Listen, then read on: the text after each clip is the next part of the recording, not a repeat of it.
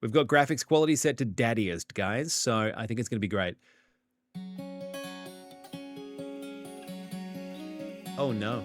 Oh, no. Oh, no. Look at these handsome boys. Oh, we're blocking the bear. Sorry, Bob.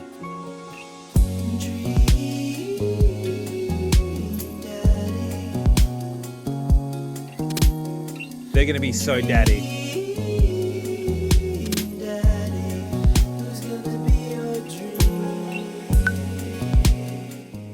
It's going to drop that down a little bit. Who's going to be your dream daddy? Probably get comfy and fangirl for a little bit because, not going to lie, too excited. I haven't seen anyone play this in ages. Yes, let's go. Bob, you played Texas Chainsaw Massacre for the first time yesterday. 3 other longtime players. As a team against randoms on the internet, you were killed first every time in about a minute. Nice. All right, new game. All right, new game. Uncheck streamer save version. I can't. I'm a streamer. I'm a streamer. What are you doing, Sass? All right, so we're sleeping. Dad? Dad, wake up. Do we wake up, pretend to be dead, or 5 more minutes? We like it when it gets unsafe for you. You're naughty. Pretend to be dead? Gotta pretend to be dead. Don't you like danger? No! No, I'm averse to danger. We're dead. Yeah, pretend to be dead. I let my tongue roll out of my mouth and stop breathing. Amanda shakes me. Come on, Dad. This hasn't worked on me since I was 6. I'm sorry, Amanda. This is the end for me. Dad, I swear to God. Amanda, I bequeath to you all my earthly possessions. Spread my ashes over my recliner. Okay, well, your corpse better get moving into the moving van, because it's leaving soon. I finally opened my eyes and sit up. I'm lying in the middle of the living room, spooning a moving box. I yawn and stretch. Total dad move. Morning, Manda Panda. Oh. Yikes, Dad. Breath. Go brush your teeth. Okay. Teeth brushing time. Is this a mini game? Please say it is. Build that dad. Oh, we get to build the dad. Okay, chat. We got to build the dad. Now, are we going super dad bod? Are we going mid dad bod? Are we going super squinty? Super squinty? Super skinny? Like midriffy? Like big boy? Like big boy, big boy? We can always go back. All right. That's too chiseled. No. I like that. You do you. Thank you. Okay, hair. I vote medium, but whoever gets the most. That's medium. Medium's pretty cut. I'm like, skinny, but medium's pretty cut. I'm gonna go big boys for the moment. We'll see how we go. Why don't we let Cindy build his ultimate dad? Guys, what? You're giving me my own? You give me freedom? What is this? Freedom?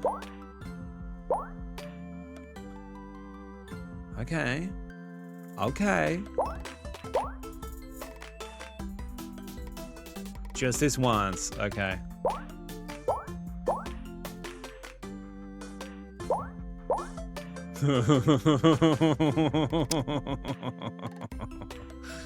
Uh-huh.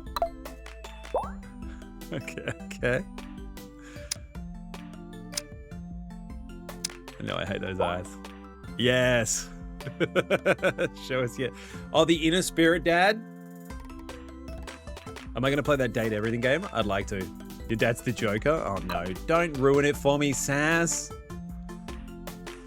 How many people flat out just made Goku? So many.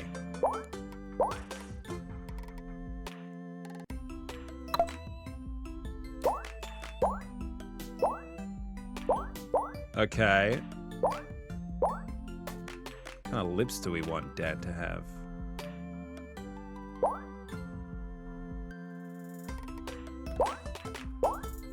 Okay. What is going on here? We're just making the ultimate dad. Just making the ultimate dad, Jody.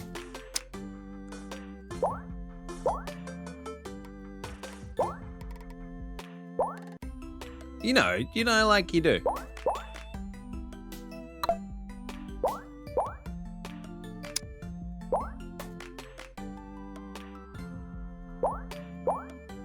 Like you do. Okay. How was Split Fiction? Yeah, how was Split Fiction with me, Rennie? Our fictions are getting very real. It's true.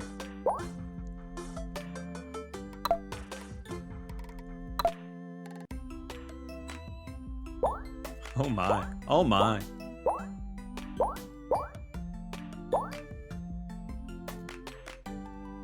Built like me and Rennie Pirate?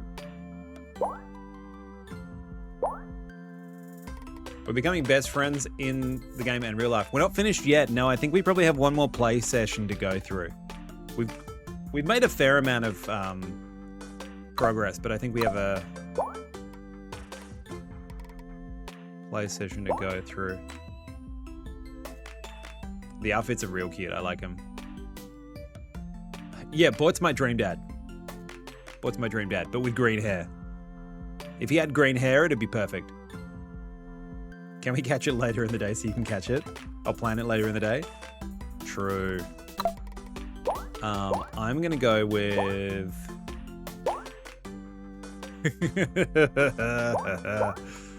okay.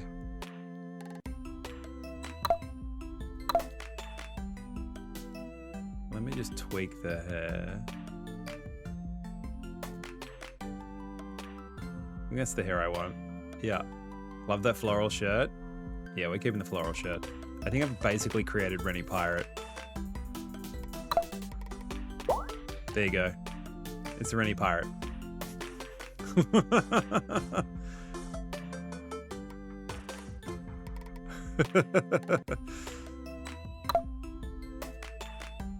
Now we'll go brown. We'll go chocolate. We'll go chocolate. Chocolate daddy.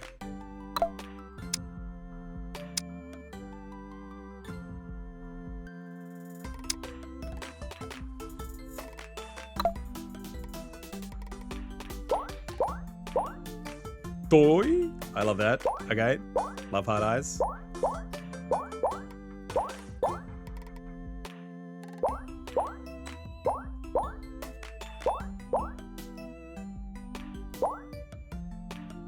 Oh yeah, that's a daddy.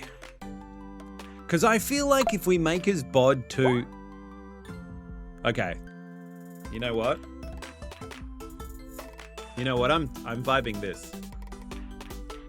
I'm vibing this, chat. I'm vibing this. Like, I like this, but I'm vibing this. Well, that's not even the skinniest. This is skinny queen. This is like, this is medium. This is medium body type, apparently. That's skinny queen. This is medium. The eye choice. Yeah, I think this is the eye choice for me. I think this is the eye choice for me. This is where I'm at today.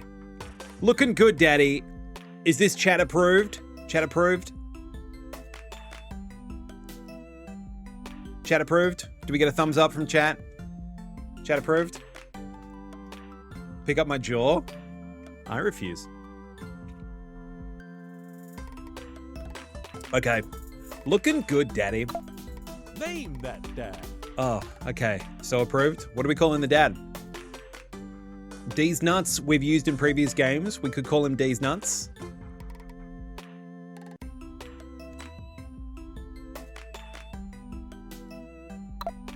Name that dad.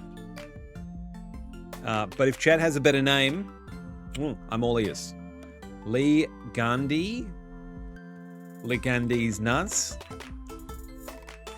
Choc-O-Latte, Wayward Cinny. First name Wayward, last name Cinny. I like Lee Gandhi. Lee Gandhi nuts. Lee Gandhi's nuts. Alfonso de Morte. De Morte. It's Lee Gundy. Are we fine with Lee Gundy, chat? Alfonso de Morte, also very funny. Lee Gundy's balls. Yep. Boom. Nailed it.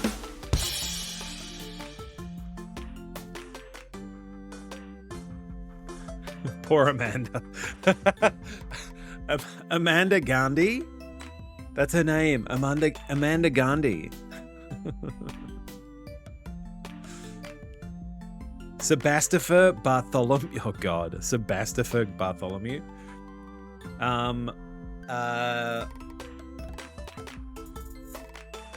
Thinking of a name. Thinking of names, chat. It all comes down to this. I think Lee Gundy's the best. I like Lee as a name. I think Lee Gundy. I think we're going with Lee Gundy. Alfred Peppercorn. The name's Alfred. Alfred Peppercorn. Alfred Peppercorn? Oh, that's nice. Peppercorn. The name's Alfred Peppercorn. Alfie. Alfie? Is that working for you, Una? What do you think? Alfie?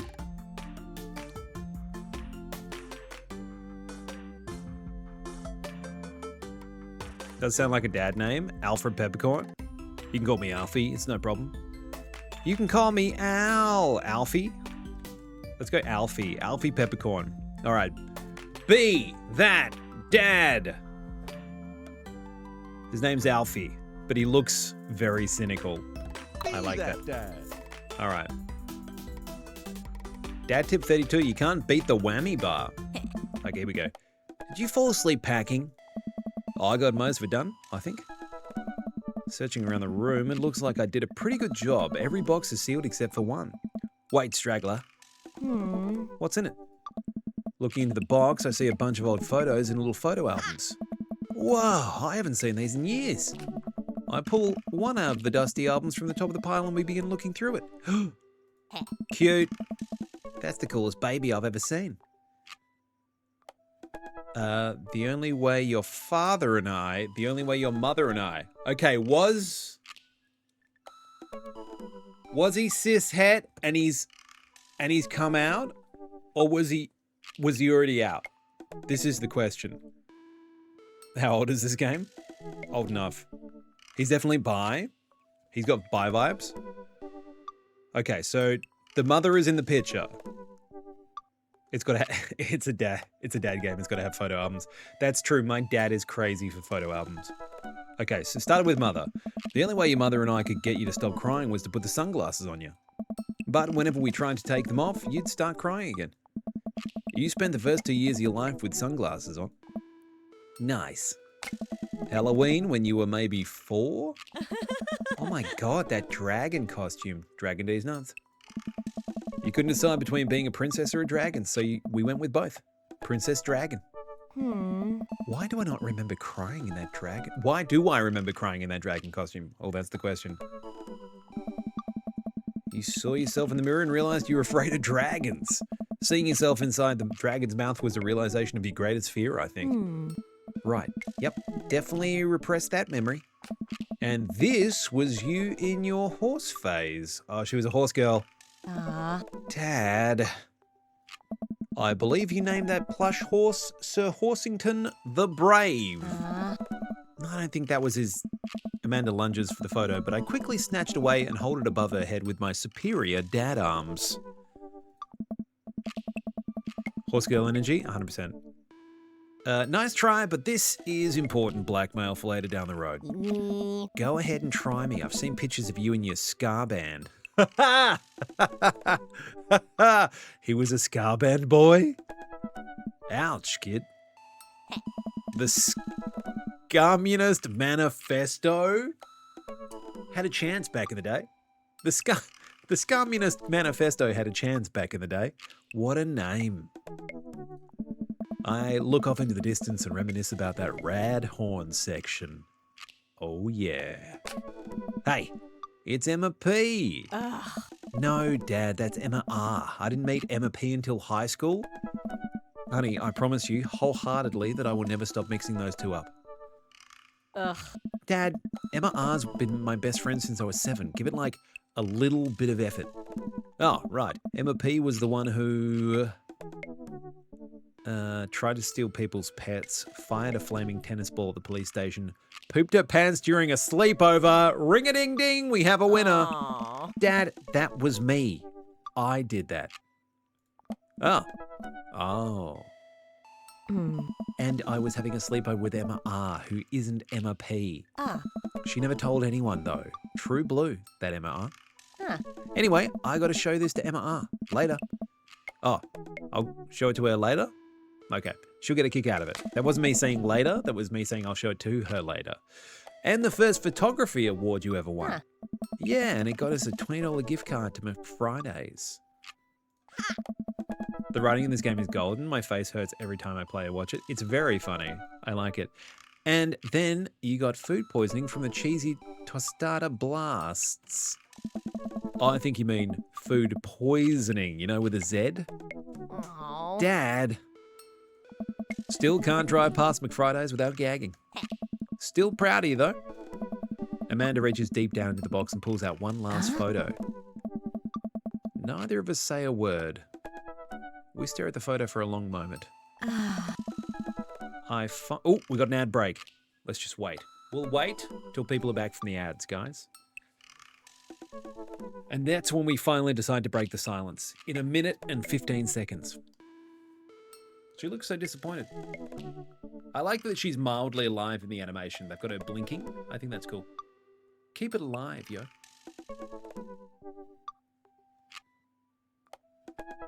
We're waiting, Una. We're waiting.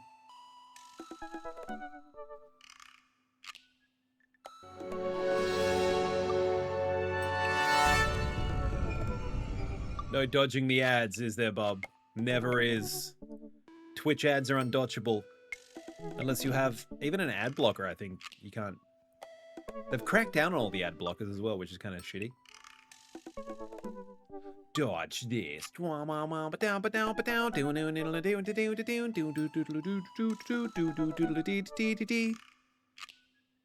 right. Back in 20 seconds, friends. Then we'll continue on. Do you reckon that's a photo of her mom, right? Surely. That's mom. It's mom. 10 seconds. Let's go. All right. Welcome back, people from ad jail. We waited. You're all good. We waited. We knew ad jail had hit, so we thought we'd wait. Okay. I finally decide to break the silence. This was the day you were born. This was the day we adopted you. Born. Born. Biological. It's kind of a funny story. We got into a car accident right there at the hospital parking lot. It wasn't anything big, just a fender bender. But of course I was freaking out, and the little old lady who crashed into us was freaking out, and I didn't know what to do. But your mother, oh man. She holds my hand and looks me directly in the eyes, the calmest I've ever seen her. And she says, "It's okay. It's all gonna be okay." Oh. Huh. Quack. Get ducked. Thank you, Rennie Pirate. Beautiful. She was right, you know. I stare at the picture for longer. Maybe too long. I miss her. Can't even imagine what it must be like for Amanda. She pats me on the back. Come on, Pops. We got to finish packing. The moving van won't wait forever. You're right. Eh? Amanda and I pile into the car and take one last look at the old house. So many memories here. Hard to believe your mother and I bought this place almost 20 years ago. Hey, remember when I shattered the front window playing catch? You always had very strong arms. Hey, remember when I shattered the other front window pretending to be a robot who breaks windows? You were a very imaginative child. Yeah. Hey, remember when I broke the back window We get it, Amanda. You break stuff. Eh? And there'll be plenty more stuff for me to break in the new place. Memories to make and stuff to break. You ready? We sit in silence for a moment. I watch my daughter grow up in this house. It'll forever hold a place in my heart, but it stings a little bit to leave it behind. I'm ready. The moving van begins to pull away and I get the car in a position to follow it. I watch our old house, disappear in the rear view mirror. So what? So sell me on our cool new pad. I clear my throat and do my best cheesy announcer voice. Nestled in beautiful scenic downtown Maple Bay, our new house features washer and dryer hookups, a 2-car garage, multiple places to sleep. Not only are there bedrooms for your sleeping pleasure, but couches and floor space where you can, yes, catch a wink. What a deal. I mean, if sleep weren't for the weak. You sleep more than anyone I know. I admit my faults, Pops. I keep it real. Anyway, it's also smaller than our last house. Cozier, one might argue. Good spin. I think it's great. Won't we be closer to a lot of cool stuff that we can walk to so I don't have to waste gas? And I mean, trying to park downtown is, Amanda, you're going to have to learn how to parallel park at some point, right? Not going to happen, Pops. I think someone needs to do a 3-point turn on their attitude. I don't know how to do that either. This is great. You require snackies? No problem, go get snackies. Have you met the neighbours yet? Not yet, but the neighbourhood seems pretty quiet. So you won't have to chase any rowdy teens off your lawn? You are the very teen you mock when you say that, honey. I'm in my last year of high school. I'm practically dust. Yeah, you're a real... Don't you dare. Senior. Dad, I know where this is going. Citizen. I'm just going to ignore that. But I won't forget it. So, what's item number 1 on the new house agenda? Well, first we'll need to forge a path through the solid wall of boxes that's blocking the living room. I still have to install the washer and dryer. We need to get grocery shopping. Pops, cool your jets. You have to promise me that we're going to take a break and explore the neighbourhood. Okay, you're right. We'll get some work done and then check the area out. All right, nice. We pull up to the new house and step outside. The lawn is freshly mown and the for sale sign is still in the yard. Hi-ya! And with a swift kick from Amanda, the for sale sign is no more. Nice form, Sweet Pea. I got a problem with authority. I'm so proud. Man, all that karate chopping tuckered me out. I could really go for a sandwich. An ice cream sandwich. Sweetie, it's 10 a.m. I need some coffee ASAP. Did you see all the dogs in the park nearby? Doggies. Do I need coffee or dogs? Coffee or dogs, chat? Coffee or dogs? Where do we go? I need your help, chat. I need your help. I know where my heart's taking me, but I need your assistance. Coffee or dogs?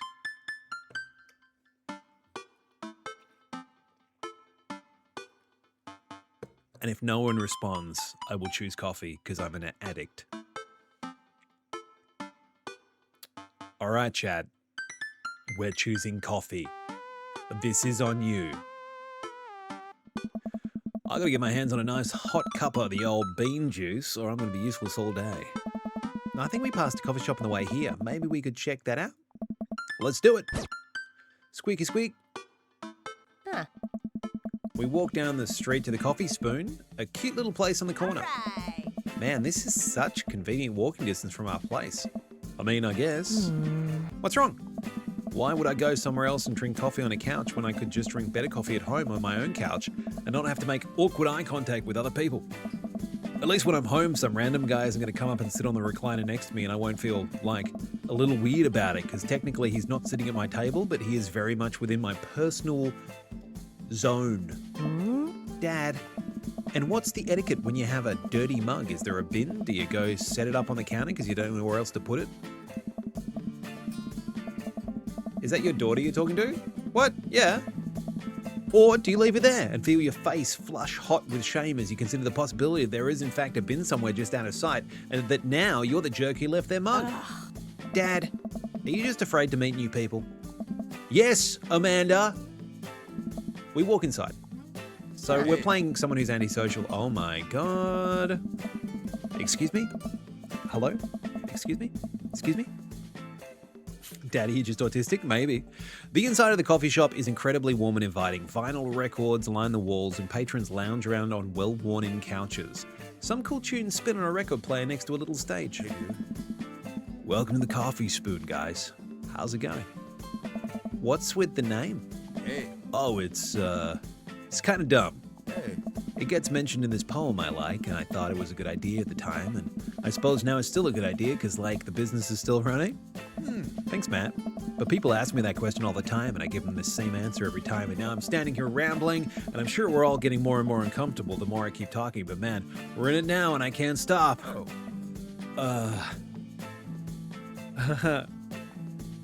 He's good. Yeah. It's true. They're just an ongoing tag that I have. Because I play horror games.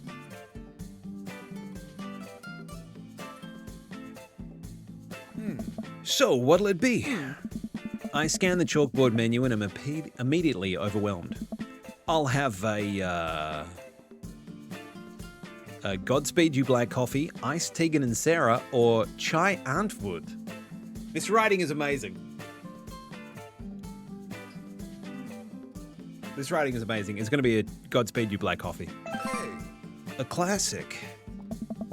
I don't get it. Oh, it's a pun. Godspeed You Black Emperor is a really amazing and influential progressive rock band known for their sweeping soundscapes and... Hey. I'm doing the thing again. Hey. But coming right up. And for you, I'll have a macchiato DeMarco, please. Oh. Coming right up. Do you want the small, medium, or Biggie Smalls? The puns in this game are mwah, par excellence. Medium. Wait, is Biggie Smalls big or small? I should change that, shouldn't I? Matt sets to making our drinks, and Amanda and I take a seat on one of the couches. What's his deal? Let the man make his puns. They're cooler bands than you listen to anyway. Hey. Scar was cool once. This couch is actually pretty comfy. Maybe not comfier than our couch, but it's alright. Good lumbar support, you sink right into it. Okay, it's comfier than our couch. Amanda nudges me.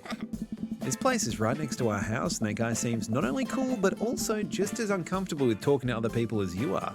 That's true. You should totally become friends with him. I don't know. Yeah. Come on! What do we say about meeting new people? I can't meet new people if I always stay inside, and also don't go outside, and also don't talk to people. See? We're making progress. Matt sets our drinks down at our table, and I immediately burn the roof of my mouth. Good one. Hi, we're new in the neighborhood. I'm Amanda, and this is my dad, Alfie. Hey. Ah, right on. Pleased to meet you both. Oh. You want to come by when my daughter's hanging around the shop? You two might get along. Yeah, I'm sure we'll maybe come in from time to time. Amanda kicks my leg from under the table. I'm sure we'll be in here a lot. Hey. You know what? Let me get you guys' opinion on something. Matt goes into the back and comes out with a fresh plate of something that smells amazing. Hey.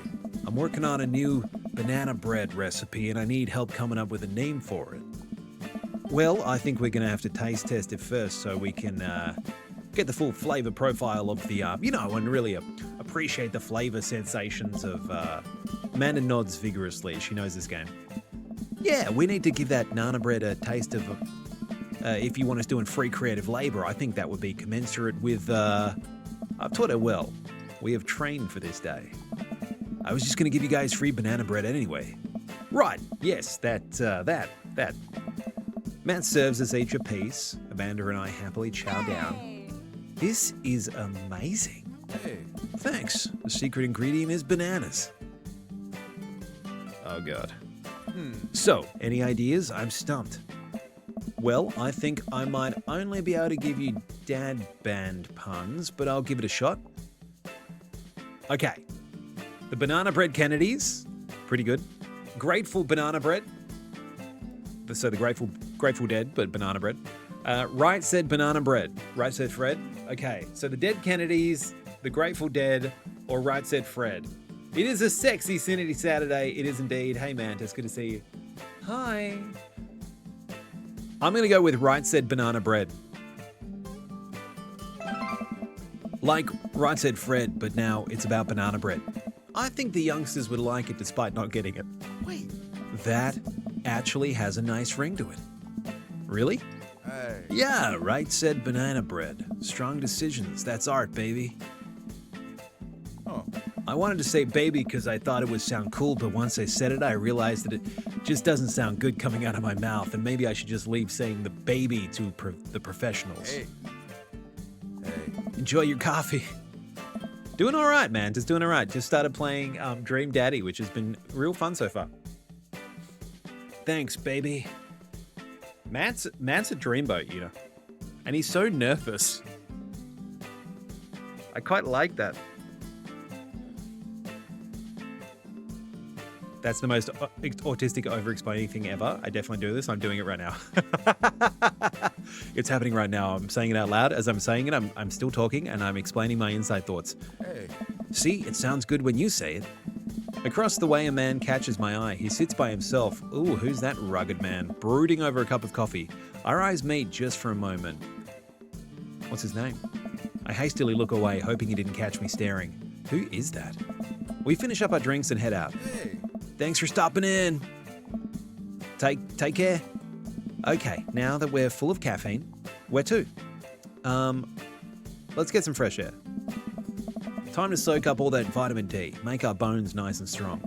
Yeah, our skeletons are going to get so strong they're going to hop right out of our bodies and crush cards with their bony fingers. Amanda, I already have an irrational fear that my skeleton will one day escape this flesh sack and run amok. Please don't encourage it. Well, let's not get swayed by the first guy we meet. I mean, we still have to get to Brian. That's fair. That's fair, Bob. Yeah, we'll keep on meeting people. You good today? You're re-dyeing your hair right now and the stream is helping. What color are you going, Mantis? Right, sorry. To the park. To the park we go. Yeah, you got to avoid the first guy. You got to go to like the fourth or fifth guy, right? Amanda and I begin to stroll through the neighborhood. I can't believe how beautiful it is outside. Kids are playing in the street, the flowers are in bloom, and the faint smell of a nearby barbecue drifts through the air. This place is nice. Too nice. I don't trust it. Good eye, honey. You can never be too careful. See that baby in that stroller over there? Government operative. We're onto you, baby. Yeah, baby. You going blue? Yeah, let's go. I swear, even the dads I started off uncertain about, I fell for immediately after choosing them. That's funny. Okay. Well, we walk for a while and eventually end up at a small park. Toddlers chase each other through the playground and dogs of all shapes and sizes romp through the grass. It's pretty crowded, but Amanda spots a nice empty bench. We start to make our way over to it when... Heads up! Ow! A frisbee suddenly hits me in the face. Woof! A corgi with a neat plaid handkerchief tied around its neck bounds up to me, wagging its tail. I like your necktie. Ruff! He runs around in a circle and nudges my leg with his nose. Oh god, this is the cutest dog. Impart your wisdom upon me, tiny dog. Woof woof! How did you know? Borf! Corgi! My god, this dog knows more than he lets on. You definitely could have caught that. Oh! So the second guy, Bob, is that what you're saying? A guy in a Hawaiian shirt jogs over to us and takes the frisbee from us. Yeah. You know, frisbees are traditionally caught with your hands, not your face. It's a new technique. It's like disc golf, but the goal is my face. Looks like you're winning. Ah. Oh, did eggplants just shoot out of his... I'm just messing with you. I'm Brian, by the way. I'm Alfie, and this is my daughter Amanda. I look over at Amanda only to find her sitting on the ground, rubbing the dog's tummy. A ginger bear? Oh my god. Oh, Bob's 100% gonna like this guy. He loves bears, he loves gingers. Ginger bear?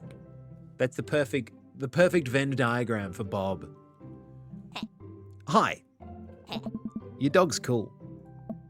Old Maxwell sure loves the attention. It's great to see another father and daughter out here on such a sunny day. Where's yours? Brian gestures over to a grassy knoll where a young girl sits on a checkered blanket. She's reading a book bigger than her head. She puts it down and heads over to us. Oh. This is Daisy. She's reading the Brothers Karamazov. Her teacher tells me that she has the reading comprehension skills of a high schooler. How old is she? 10. She's a precocious little youngster. What? Wow. My natural dad instinct kicks in. I must brag about my child's accomplishments. Oh no, it's happening. Time to brag about the accomplishments? Go on, Daisy, tell them about yourself. That's my girl. Amanda, get in there. Okay. Alfie's HP, 80s. Brian's HP, 80. Okay. Brag. Amanda here just recently won a local photography award. Wow, congratulations. Brian loses 10 HP. Brian, Daisy actually just won a statewide poetry contest. You lose 15 HP. Hey, Rolf.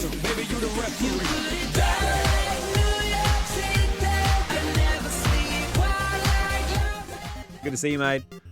All right. We're just playing Daydream Daddy? Dream Daddy. Dad Rector's cut. Okay. What do we need to do? Can't switch daughters. Amanda is your only daughter. Okay. We can't switch. Okay, so do we have any items? Grade card. Let's go. You pull a wrinkled copy of Amanda's last grade card out of your back pocket. Amanda, Dad? Awesome grades. Brian loses 25 HP. You really carry that around everywhere? Ouch, maybe this is kind of weird. You lose 5 HP. Daisy just started a weekly chess club at her elementary school computer lab. She's the president too, of course. Dang, my high school doesn't have a chess club or a computer lab. Thank you for the luck. Yeah, get that thing going on. We're playing Pokemon. Yeah, this is Pokemon. No! 45. Last week, unprompted, Amanda helped an old woman with her grocery bags. We're the Pokemon, yeah, and we're throwing out humans. Daisy sold enough candy bars this year to get to the top prize, a canoe. We're taking it out next weekend. How is that even possible? Amanda could barely get one of those sticky hand things. It's extra powerful. You lose 20 HP. We're at 30. Brian's at 25. Okay. Spelling bee photo. Fumbling through your phone's browser, you managed to pull up a photo of Amanda winning her 10th grade spelling bee. Wow, congratulations. Amanda, Daisy is getting prepped for her annual spelling bee right now. Hopefully this will be the last, be her third win in a row. Oh no. No, it was a reversal.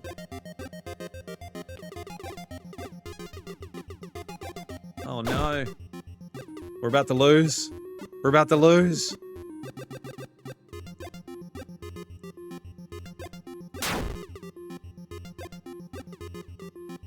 Oh god.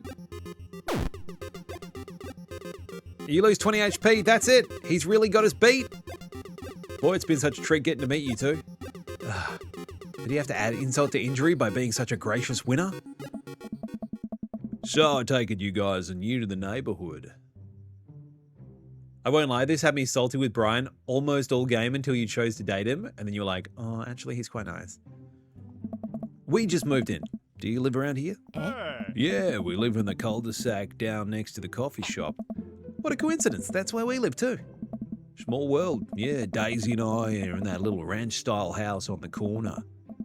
I know that house. It's just like ours. It's slightly bigger and better landscaped. Does this guy have to outdo me at everything? What a lovely place. Oh. Well, I don't want to take up any more of your time. Really nice meeting you guys. You'll have to stop by at some point. Yeah, definitely. Bye. Brian and Daisy walk further into the park, with Maxwell happily trotting along in tow. He's definitely awful. You shouldn't date him. Leave him for Bob. I think Bob's going to want me to date him, though, knowing Bob. We will see what other dads are on offer. Do you get the feeling that he was trying to one-up us? Trying and succeeding. I can't believe that kid's only 10. What was I even doing at her age? I believe you had a bit of a thing for horses.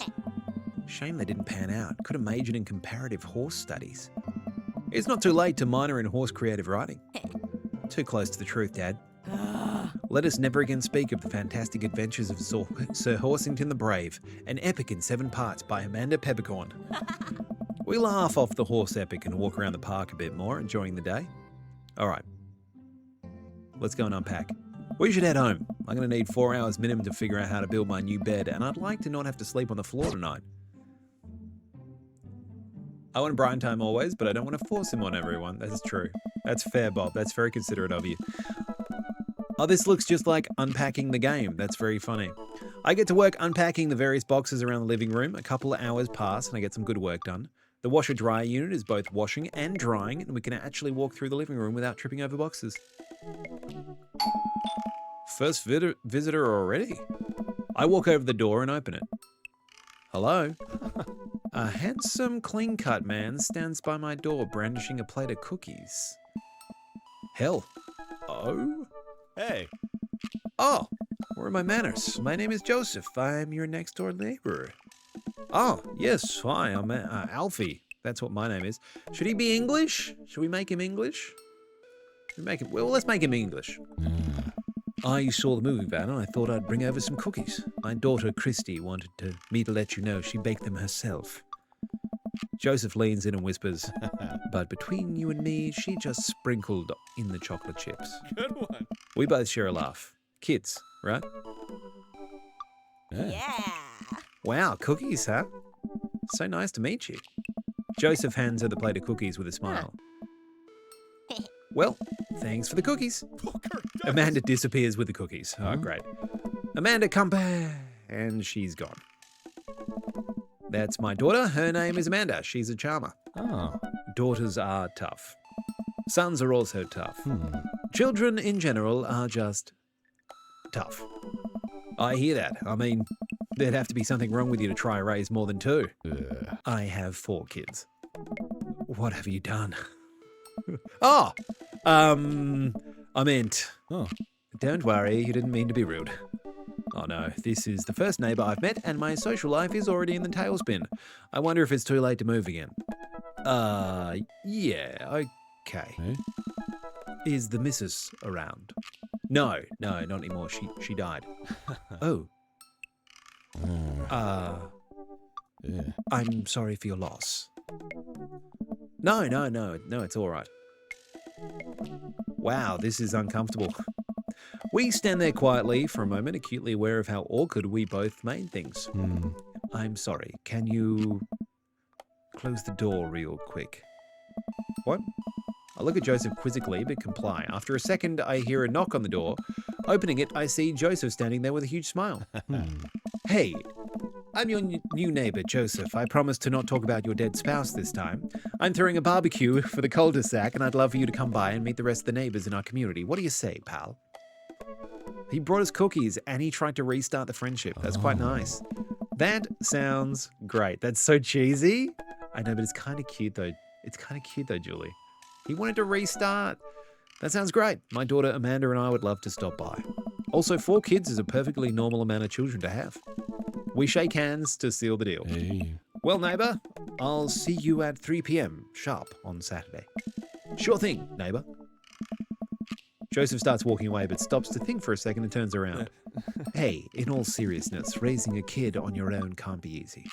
If you ever need to talk about stuff, I'm the youth minister at a church down the street. Ah, he's churchy. He's churchy.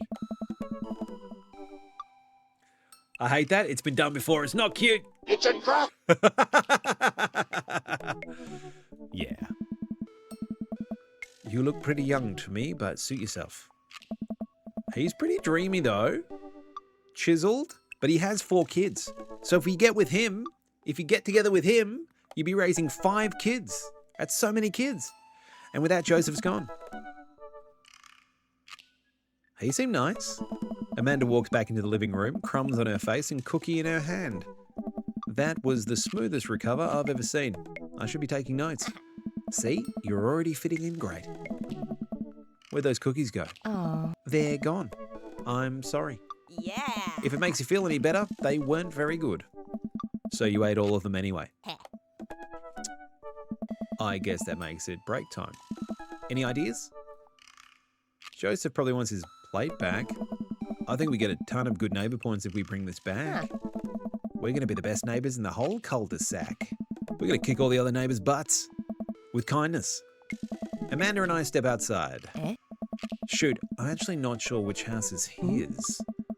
I'd hazard a guess it's the big one with all the well-groomed blonde children sitting in the yard. Good eye, kid. And remember, we need to make a positive first impression here. Keep it light. We walk up to the kids and wave. Oh my god, they look evil. He was the first dad to swoon me from memory. I played the game too many times to remember. That's fair. They're all literally dads, Julie. That's the vibe.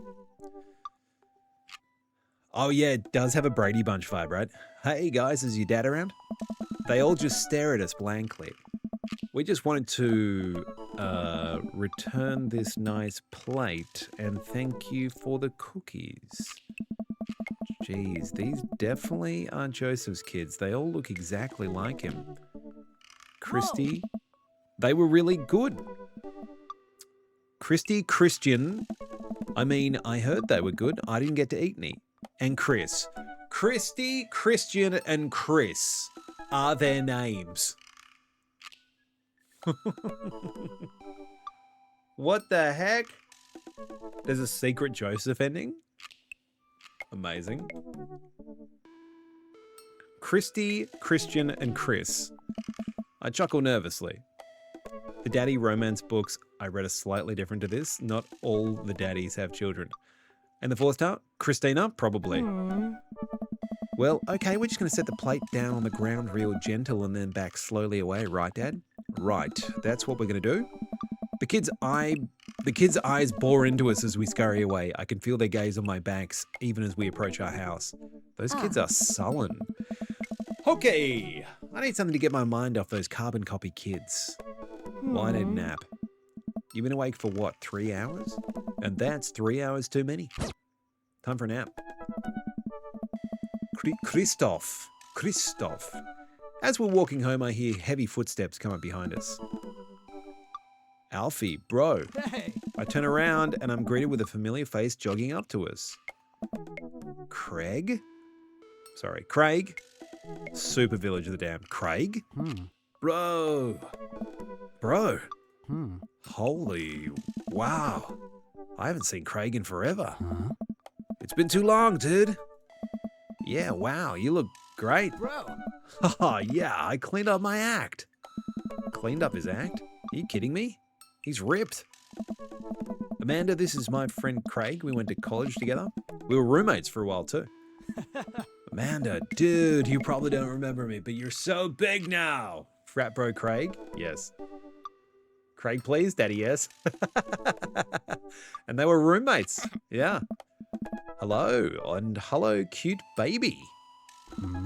Oh, thank you. The last time I saw you, I think you were about her size. This is River. Say hi, River. He picks up her tiny wrist and waves it around. River gurgles happily. Are you babysitting? Oh. Nah, dude. River is my kid. Man, it has been a long time. Feels like 1 minute we're rolling up to exams with bad hangovers, the next we're both fathers. Where you been, man? Oh. I was working out in California and just relocated the business back to Maple Bay. No kidding. Amanda and I just moved to this side of town. How's Smashley doing? Oh, man. I mean, Ashley. Ashley is her name. She actually still goes by Smashley, and we got divorced last year. It's a real bummer, dude.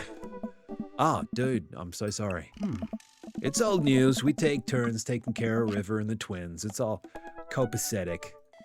Twins? You have 3 kids. Oh. Ain't like something, bro. Right? Keg Stand Craig is a father. Of 3. Keg Stand Craig. The Craig voices peak. Everybody just buying this game. Yeah, everyone's just banging everyone. Sass. Keg Stand Craig? Oh. Oh, yeah. It was my old college nickname. He got it because he did a lot of keg stands. It's that thing where you do a handstand on a keg and then drink from the keg. Huh. Right. He was very good at it. Oh. Ah, bro, I hate to be that guy, but I'm in the middle of my daily jog and I really got to keep up my heart rate. Brought River along for, resistance training. You jog daily. I jog yearly. On January 1st, when I promised myself that I'm going to jog daily for the rest of the year, but give up after 30 minutes and just walk home. Oh. Well, it's never too late to get back into it, dude. You should join me sometime. I don't know. Hey. Come on, it'll be fun. We could grab breakfast afterwards. Catch up. We could do a bro brunch like the good old days. All right, sure. Sounds great. Great. Let's get that going soon. I better get moving. Good to see you guys. Craig gives a little wave, puts his earbuds back in, and jogs off. I can't believe Craig is ripped and has kids. I'm reeling. Why's that? The Craig I knew is not fit to be responsible for any living thing, including and especially himself. One time I watched him drink an entire jar of marinara sauce for dinner. Amanda, he opened up a new jar of marinara sauce and then he drank it like it was a thing that normal people do. It was unholy. And then I asked him what the hell he was doing and he said, and I quote, "It's basically a smoothie, bro." I mean, technically, he's not wrong. He jogs. He was jogging. Huh. He's like a totally different person. Anyway, we better get home. I'll have plenty of time to reflect on how old I feel later. This game is hitting too close to home, by the way, guys. Too close to home. It's blue! Amanda and I flop down onto the couch. Amanda has to shove some empty boxes out of the way before she can sit. Too bad we're going to be putting my stuff right back in these boxes in a few months. No, don't say that. Oh, Dad, it's going to be okay. I'll be fine. I know. It's just, you're my little girl. It's going to be weird not having you around. Huh. I'll come visit and I'll text you every day and I'll take lots of pictures. I mean, obviously, I'm a photography major. You promise? Of course. Are you going to be okay by your lonesome? Oh, come on. I'll be fine. I'll get a dog or something. A dog? Yeah. Forget art school. I'll stay for the dog. Is that what it's going to take? Medium-sized dog? Handkerchief around the neck? I get to name it? That's what it'll cost me for give up on my dreams. I'm a woman of simple wants and needs. Well, a dog is a lot cheaper than college. Amanda laughs. Oh. Suddenly, a pile of envelopes slides through the mail slot. Speaking of college, Amanda darts over to the envelopes and shuffles through them. She pulls one out and throws the rest back on the floor. Right. This is from McGowan College of Art and Design. Open it. But I'm scared. She just wants Brian's dog. Oh, 100%. Rinse, rinse, rinse. It's just an envelope. Yeah, it's just like my entire future. Not a big deal. She takes a deep breath and rips the letter open with her teeth. We have a letter opener, but okay. I hold my breath while Amanda's eyes dart back and forth, scanning the letter. What does it say? The admissions committee has reviewed your application, blah, blah, blah. Her face drops. Regret to inform you that we are unable to offer you admission to McGowan College of Art and Design. Amanda throws the letter on the coffee table. Oh, sweetie. It's okay. I kind of saw it coming. I knew I shouldn't have put that experimental stuff in my portfolio. Their admissions officer told me they just want to see portraits or whatever. I pull Amanda in for a big hug. You're an amazing photographer. I know how much work you put into your portfolio. Some other school is going to want to snatch you up for sure. Yeah, I know. It's fine. Are you actually fine or are you just saying that? I'm fine, really. Her face says the opposite, but I probably shouldn't push her on this. Ah. Oh, and before I forget, Emma R and Emma P are sleeping over tonight. Ugh. So you need me out of the way because I'm painfully uncool?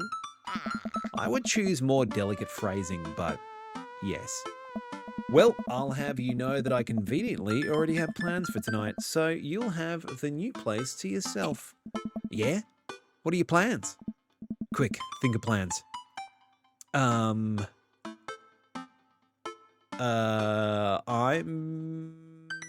secretly the mayor of this town. Amanda, the town needs me. I need to perform my mayoral duties. They've just moved in and already have friends over. That's cute. I love that. I must don my top hat and wear my monocle so that I may preside over my mayor stuff. I think you're thinking of the guy from Monopoly. He was a mayor, right? Ah. He was not. Right. I'm just kidding. I'm actually going to go out and watch the game. Nice. Hmm? Which game? You know, the game.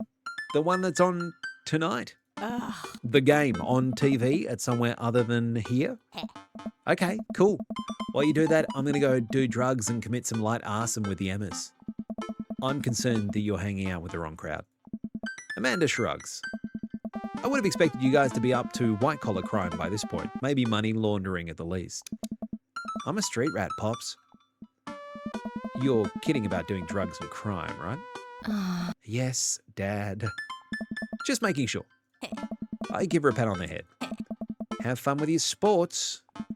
Are you being sarcastic? Ugh. No, making fun of sports is played out. Eh? All right then. I do some light cleaning around the house and decide to clear out right before Amanda's friends arrive. Before I leave, Amanda stops me. Hey, don't forget that you have to have that meeting with my English teacher tomorrow.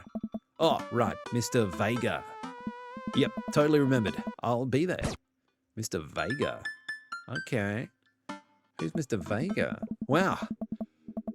I guess I really didn't think this plan through. I'm not entirely sure where the closest bar is, and Amanda still hasn't shown me how to use the GPS on my phone, so I'm just going to pick a direction and walk in it. Let's go. This way. Cool. Okay, we're marching. We're marching in the direction of the game. Any game, really? In the distance? Could it be Jim and Kim's? A big burned out neon sign hangs above the tiny dive bar. Jim and Kim's, huh? All right, it'll do. Let's go. The bar is small and dimly lit. The crack of pool balls sounds in the back as patrons laugh and joke. A string of multicolored Christmas lights hover above the bartender. I can't tell if he's Jim or Kim. I pull up a seat at the bar. What'll it be? 1 beer, please. Sure thing, boss. The bartender slides me an ice cold beer. I take a sip and enjoy the refreshing taste. Say, are you Jim or Kim? I'm Neil. Oh. I awkwardly turn my attention to the game, which is playing on one of the TVs on the wall. As luck would have it, my team of preference is not only playing, but is currently in the lead, which is always a good thing.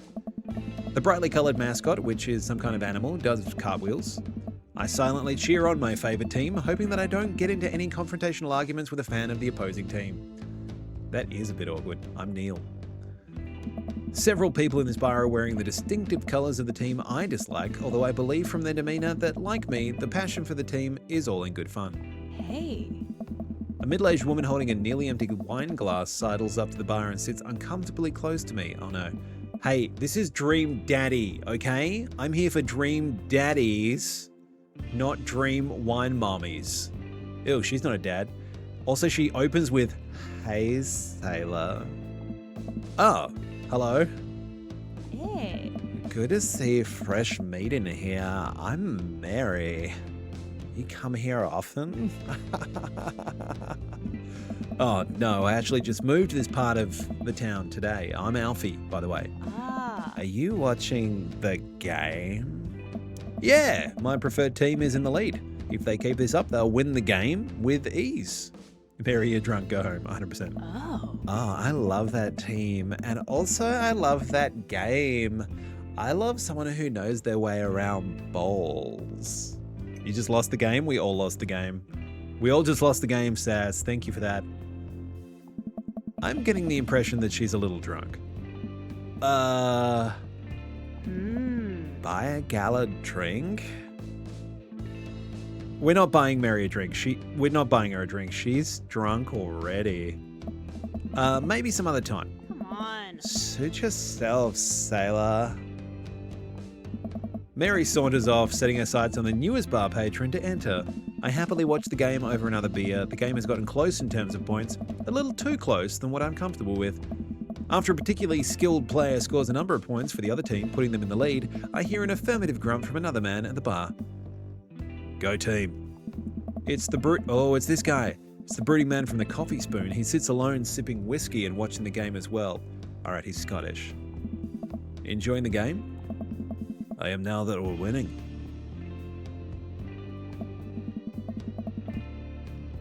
What do you mean, the game? What game? I'm not that old. Oh yeah, no, the game. You don't know the game, Una? He's Scottish. Yeah, I think he's Scottish. I think he's Scottish. You don't think he's Scottish? What accent is he giving you, Bob? You don't know the game, Una? The game was a thing like if you thought of the game, you'd lost the game. So the aim was to never think of the game. But if someone says, I just thought of the game, or you mention the game, then you lose the game. If you're oblivious, you can't lose. That's a good way to live. Oh, we must be rooting for different teams. In my opinion, my team is far superior. You think he's Turkish? I think I can do a Turkish accent. Is that Turkish? And you have to announce that you lost the game so everyone also loses the game. Yeah, exactly. It's like mental herpes. It's like mental herpes. I have to disagree with that. Based upon our win-loss record, I'd say that my team is superior.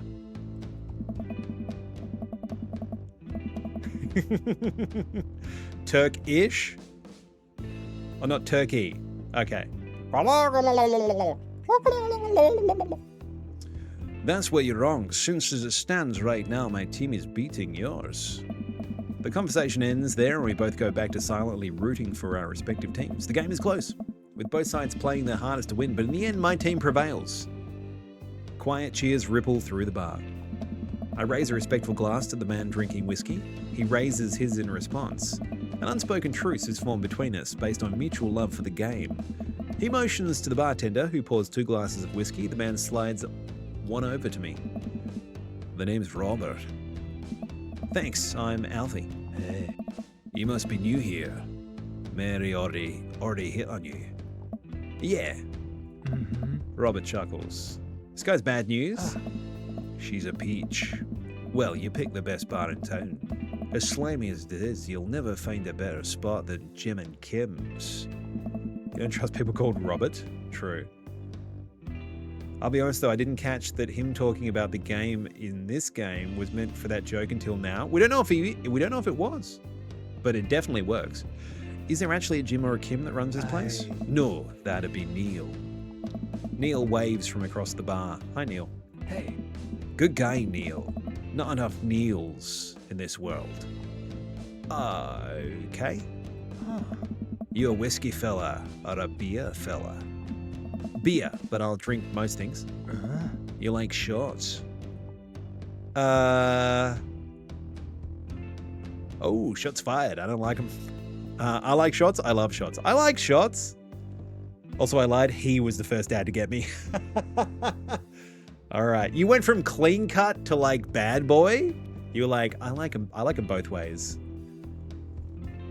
Yeah, no, Sass. He totally doesn't trust himself. You know from experience how bad they can be. We know you're a deviant, Bob. We know. We've heard it in this chat. Thank you. Robert nods to Neil, who serves up 2 shots of whiskey. He hands one to you, one to me. Here's to your health. We take the shots, the whiskey burns going down, but I try my hardest to look tough. Wait, I think this is what making friends is. Okay, Alfie, this guy's out of my friend league, but I think if I play my cards right, we'll be pals in no time. Compliment his hand tattoo, his cool leather jacket, or his rugged good looks. Let's compliment his hand tattoo and see what happens. You wear red-coloured shaded glasses? Fair. Things are rosy. It's all rosy. I like your tattoo. What does it mean? It's a reminder. I wait for him to elaborate, but it seems like he's done talking. Man, this guy is mysterious and cool. Way cooler than I am, at least. Robert signals to the bartender for another round. What are you doing here tonight? Running from my problems? The usual. I like your style. Oh, so he wants us to be like brooding like him. Okay. We lost relationship points because I asked about his hand tattoo. I know. You missed us trying to date daddies, Rolf. That's about it. He gets up. Hey, be right back. Gotta powder my nose. Never seen Robert this talkative. He must like you, says Neil. Ha! I guess so. I gotta admit that Robert has a gruff charm to him. If a guy like that thinks I'm cool, then I really must be. We found the big red flag? I know. Robert comes back from the bathroom and grabs his leather jacket. I'm gonna go home. You heading my way? Robert and I leave the bar and find ourselves walking in the same direction. I live in this cul-de-sac down the way. Does everybody live there? Me too. We just finished unpacking today. Hey, great place to be. Good neighbors. Well, some of them. Who's that? We get to Robert's house, which is just a few houses away from mine. We stop and he turns to me. I don't kiss and tell, Alfie.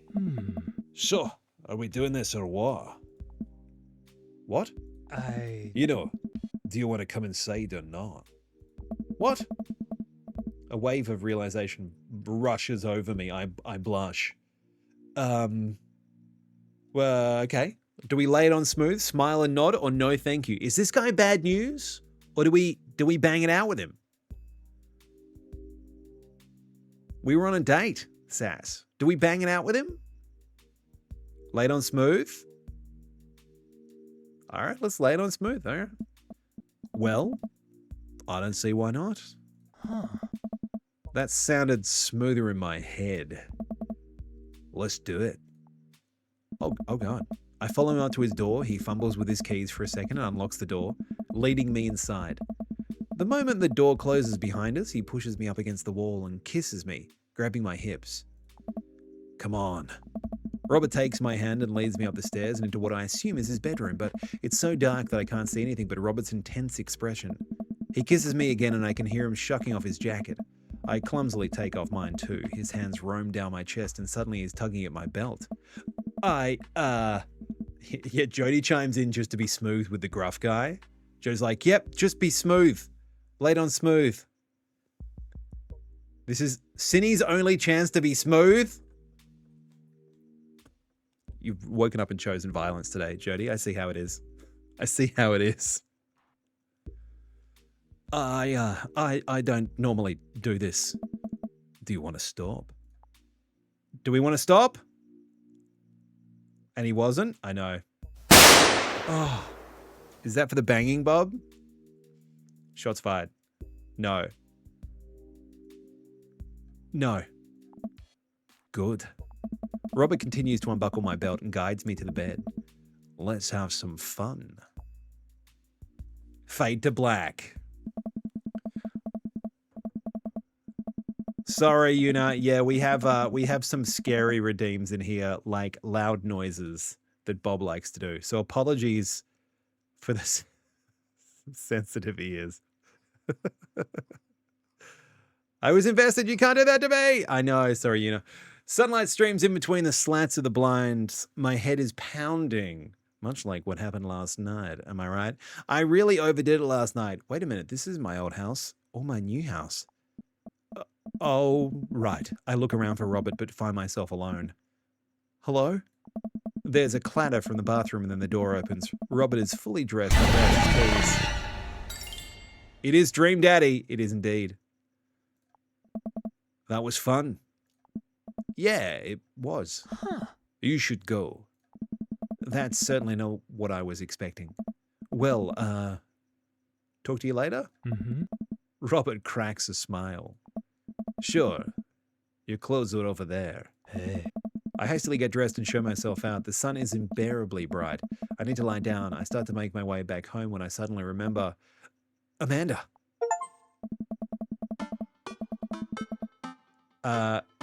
We got an achievement for sleeping with Robert on the first night. That's very good. I rush back home and throw the door open. Something smells delicious. Amanda? Amanda runs out of the kitchen and looks slightly disappointed. Oh, man, I was kind of hoping you'd gotten kidnapped and I was going to have to come rescue you. No, I made a friend at the bar last night and ended up sleeping over at his place. Where are the Emmas? Huh. They left a little while ago. Oh, you guys have fun? Yeah, watched some movies, ate snacks, stole a car. You know, usual sleepover stuff. You teens and your larceny. So, this breakfast that's cooking, what's that all about? Well, there's hash browns and eggs and bacon. Can I? Ugh. Yes, you can have some breakfast. Bless you, sweet child.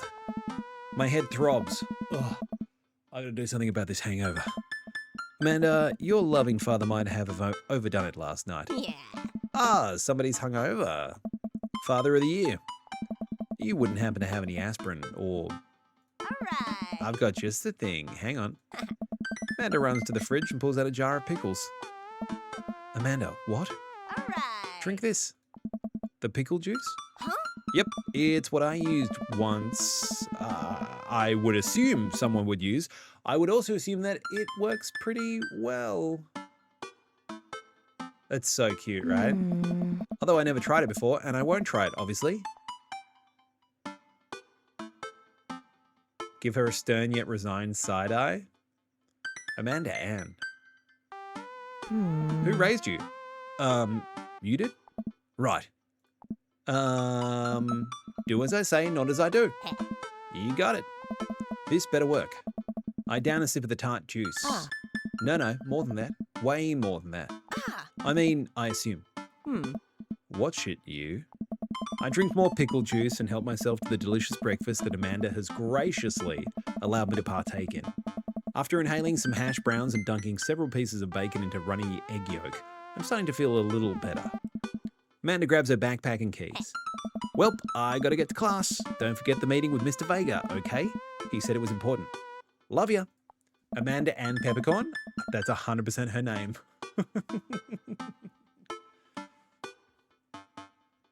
I'll be there. Knock 'em dead, kiddo. Nah. Always do. We do our secret handshake and she's off. I get a little work done at home before I glance at my watch and see that it's almost time for the meeting. I hop in the shower, change clothes, and head on my way. Still a little hungover. Yeah, we made a mess the first night, didn't we? I arrive at Amanda's school and check in at the front desk. They give me a bright orange visitor sticker and send me on my way. I'm barely awake and feeling pretty haggard, but hopefully nobody will notice. I check my watch and I'm relieved to see that I'm only 2 minutes late. Wait, was it room 103 or 108? I spot a youth standing at his locker and approach him for help. I love that youth is in a capital Y. I'm a cool dad. I'm not like other dads. I'm cool. Exactly. Excuse me, do you know where Mr. Vega's classroom is? The youth turns around and looks me up and down with heavily lined eyes.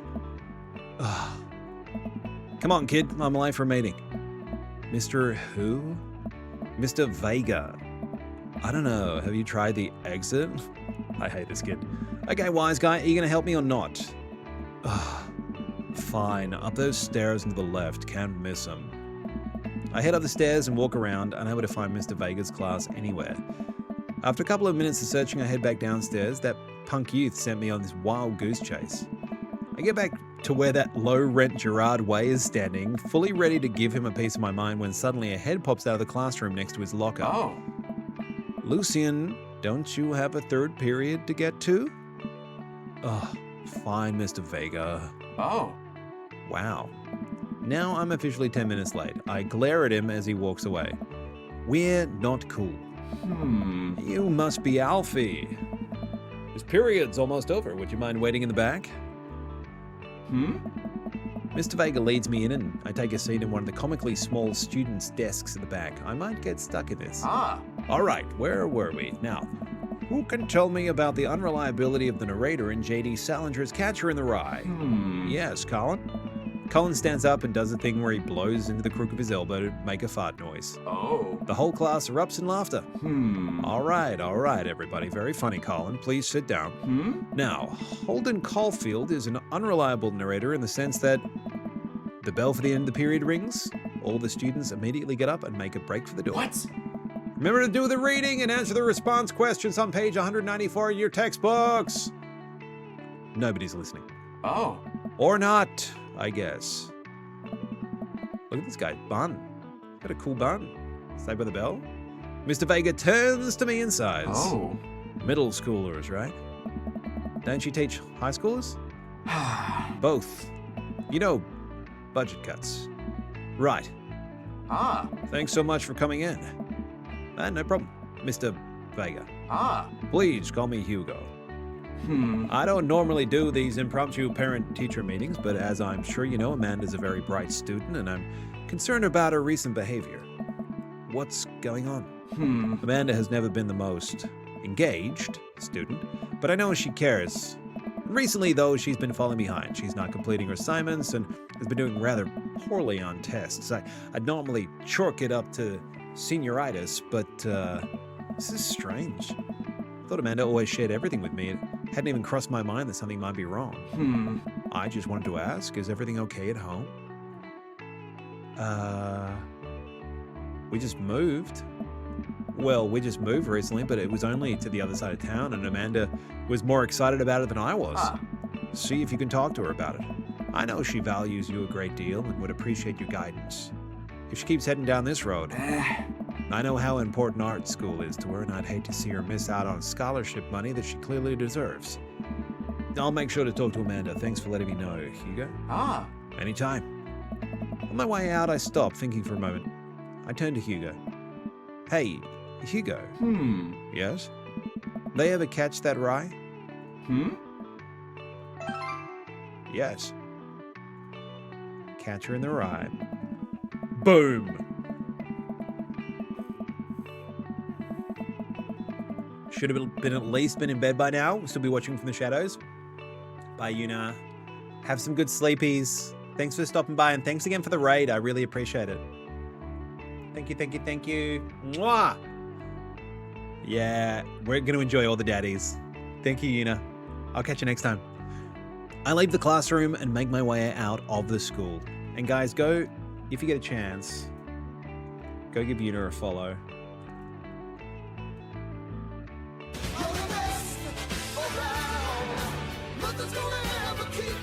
Because a follow is free. A follow is free. Share the love. I leave the classroom and make my way out of the school. I'm still a little bit in shock that Amanda was able to hide this from me so well. She always been such a force of positivity in my life, especially after we lost her mother. Amanda must be done with classes for the day by now. I'm sure she'd appreciate a ride home. Maybe I can talk to her about what's going on. No problem at all. I pull up to the carpool and Amanda hops in on the passenger seat. Yeah. So, did you have fun gossiping about me? Mr. Vega and I actually just gossiped about our celebrity crushes. So you talked about Mario Batali the whole time? It was a very productive meeting. I'm pretty hungry. Can we grab some dinner? Sure thing. Let's make something at home. Cool. I think with our powers combined, we could throw together a gourmet meal worthy of the Food Channel. I don't know about that, but I can promise you it will at least be edible. That's the spirit. We drive in silence for a short while. Amanda plays a game on her phone. I should say something. You know, sometimes when a kid gets older, they find that they have to keep things hidden from their parents. And that's okay, because sometimes that's what kids do.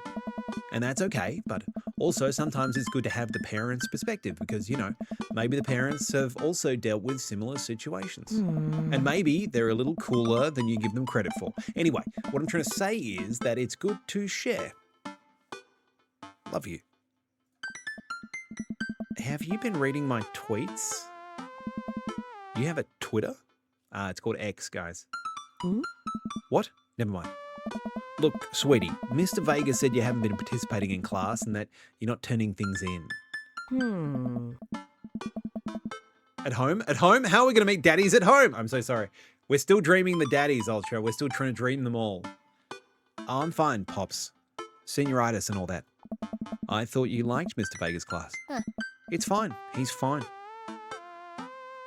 We pull up to a stoplight and I Amanda, she's still texting.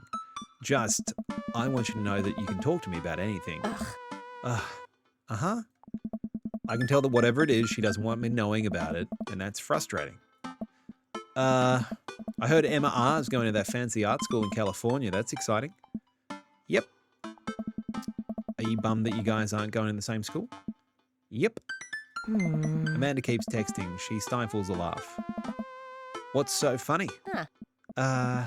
It's, I don't think you get it. Okay. This is such a teen moment. It's such a teen moment. I'd hate to say it, but I agree with Bob.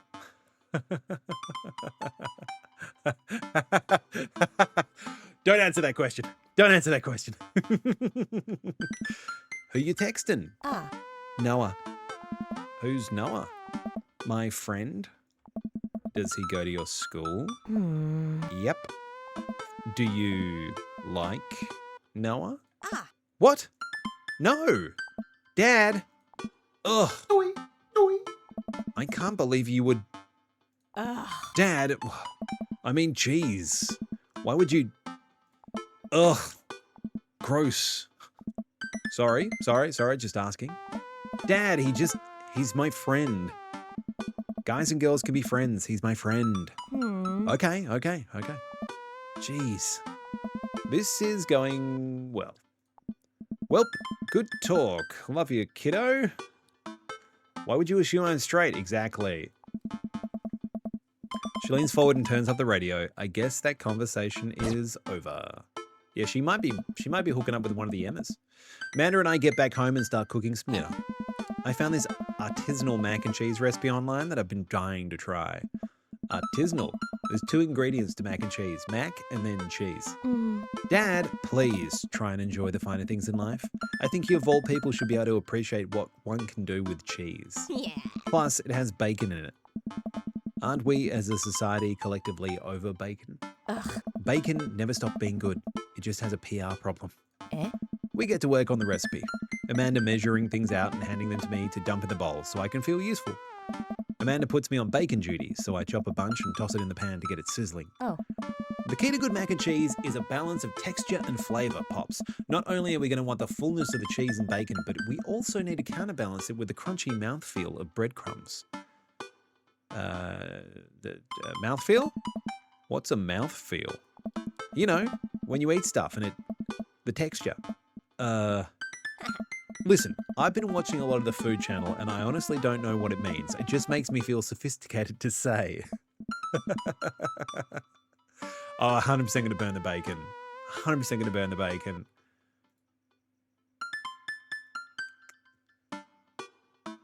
Artisanal mac and cheese?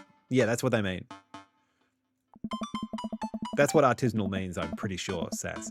Every time I watch the channel, I just feel in order, hungry, jealous, insecure about my cooking ability, and then hungry again. I like the mouthfeel of that sentence. Oh my God.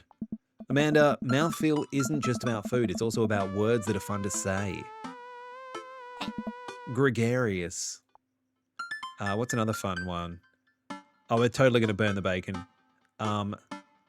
Lenticular. Cattywampus. Discombobulated. All of a sudden, the bacon bursts into flames. I must not have been paying attention to how hot the pan was. Fire! Fire! Oh, God! Fire! I run around the kitchen looking for anything to put out the fire. I grab a cup of water and Amanda snatches it out of my hands. Nope. She puts it down and calmly grabs the lid from the pantry. She places it on top of the flames and turns down the heat. I finally calm down. Did I almost just burn down our brand new house because I was too busy saying silly words? Yeah. Indubitably. Cool. Who wants takeout? Amanda and I order some Chinese food and eat it on the couch of our new living room. She flips on the TV. Oh, cool. Long Haul Ice Road Paranormal Ghost Truckers is on. Your favourite, right? Oh, hell yes. They have to make it over the Canadian tundra before the ice road melts, but also they're hunting ghosts. Terrible, Dad. No, it's fair. Also, the trucks are haunted. This is an episode I've already seen, but it's one of the best. Callum and Flint Dogbone, the twin brother truck driving and ghost hunting duo, find themselves in the greatest peril yet. Oh no, the ghost done gone. No, the ghost done got control of the truck. I can't steer on them there damn ice roads. Let me use this EV meter to try and communicate with the spirits. Flint, we're about to die. I almost got it. If you listen carefully, it sounds like it's saying you're gonna die. That's because we're about to die, you. This is art. The episode ends and Amanda excuses herself to go and start arguments on the internet.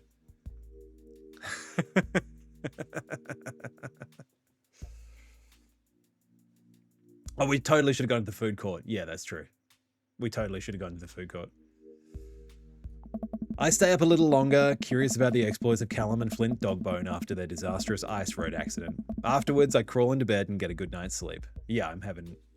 Can you imagine he's doing that for our entertainment? I know. Wild.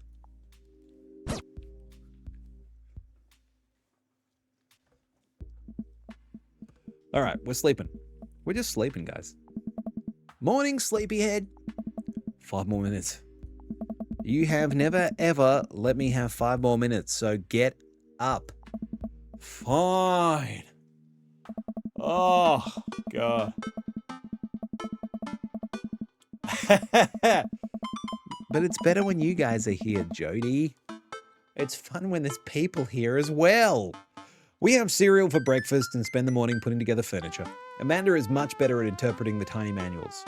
We're able to put together a few shelves and one desk, but I'm pretty sure it was supposed to be a bookcase. So, you excited for the cookout today? If there's food, I'm excited. I'm all over those terrible store-bought sugar cookies that everyone brings to parties. Yeah, those are bad. Which means there are more for me. Don't you want to meet some of the people in the neighborhood? I'll probably end up standing uncomfortably in the corner with a plate of food and hope that nobody talks to me. This guy is me! This guy's me! Dad, you're a beautiful work in progress. We will get that butterfly to emerge from the cocoon. The social butterfly. Well, we better start getting ready. We definitely don't want to be late.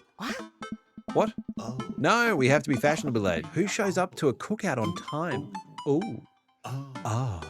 Ooh. You know what? We're going early. Just because you said that. I head out the door and Amanda reluctantly follows. We walk across the street to Joseph's house with a store-bought veggie plate. We don't want to risk burning down the house again. The kids are going to be there, the creepy kids. What was that? I'll never tell. I guess we're not as early as we thought we were. Joseph's backyard is already packed with people and the smell of hot dogs wafts through the air. Small children run through a sprinkler and adults chat in small clusters.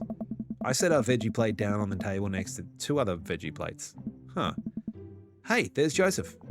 I wave to get his attention. The moment he sees us, he jogs over, arms open wide. Welcome, I'm so glad you two are here. And you brought veggies. Oh. Let me introduce you to my family. Kids, come on over here. This is Chris, my eldest. Yeah. Hi. This is Christian and Christy, they're twins. Whoa. They stare creepily and say nothing. Oh, God. Freaky. Gotta love Sea of Thieves. Sometimes try to join Open Crew for fun and got a message from being kicked from anti-cheat. What? That's so stupid. So stupid. You read it and thought you were about to watch a Wicked GIF? Maybe you are. Oh. Then, of course, there's our youngest, Krish. Oh, Krish! Sass, the youngest is called Krish. A lovely Shining reference. What? Who's muted his mic? I was like, did I mute my mic? Oh no. Where is Krish? Maybe Mary put him in his crib. Oh no, it's the woman from the bar the other night.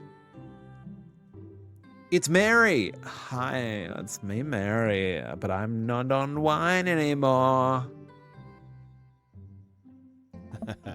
Who's Mike? We're going to date him later. Don't worry, Ultra.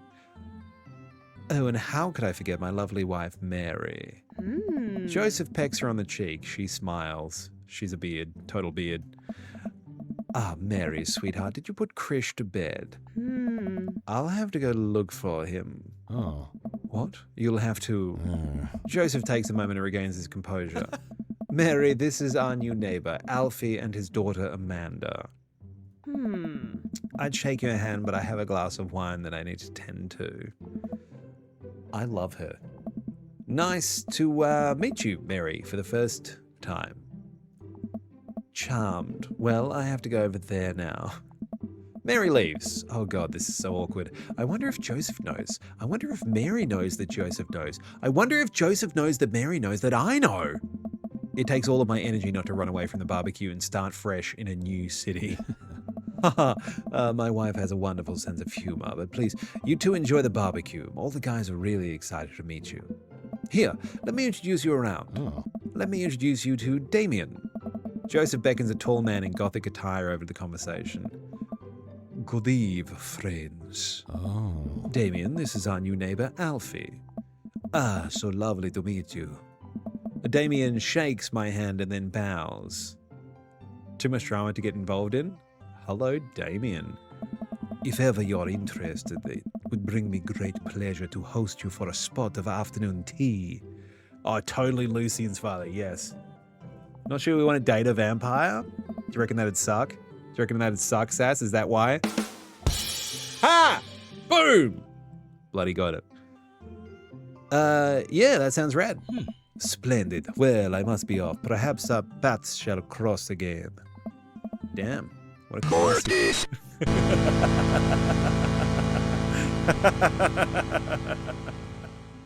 Crickets! How dare you?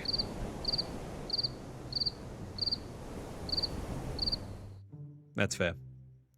You love that Bort only comes in with helpful comments? Yeah. He's just lurking, waiting for the perfect moment to drop a helpful comment, Sass. Damn, what a classy dude. Wow, I think I've actually met everybody else. What the hell are you talking about? Great. I bet you're excited to get to know everyone better. Hope you both enjoy yourselves. Amanda and I mill around and try some of the food spread out on the table. I pick at some deviled eggs. Amanda grabs a small paper plate and immediately begins piling it with baked goods. I don't want to have to make friends. Ugh. Come on, Dad. Who are you going to party with when I go off to school? But I don't want to have to do pleasantries. Dad. Oh, they're going to talk about weather. Go do it. Make a friend. But how could I possibly abandon my only child at a social function? That's bad parenting. This plate of cookies is my new dad. Bye. Amanda shoves me into the center of the yard. Well, here goes nothing. I look around the party and I'm surprised to see some familiar faces. Isn't that the barista from the Coffee Spoon? Oh, dang, Robert's here. Didn't that guy throw a frisbee at my head? That mysterious goth guy. Isn't that Amanda's teacher? Hey, I know Craig. But wait a second, all of these people live in our cul-de-sac? That can't be right. I'd better investigate. All right. Damien, Joseph, no. Burger Time, no. Is one of those guys Jonah from Boyfriend Dungeon? No, Ultra, but it's the one that Bob wants me to go talk to. It's Craig. Brian. Burger Time. Brian! We'll go talk to Robert and Brian. I walk over to Robert and Brian, who are chatting over drinks, determined not to be weird about what happened that night.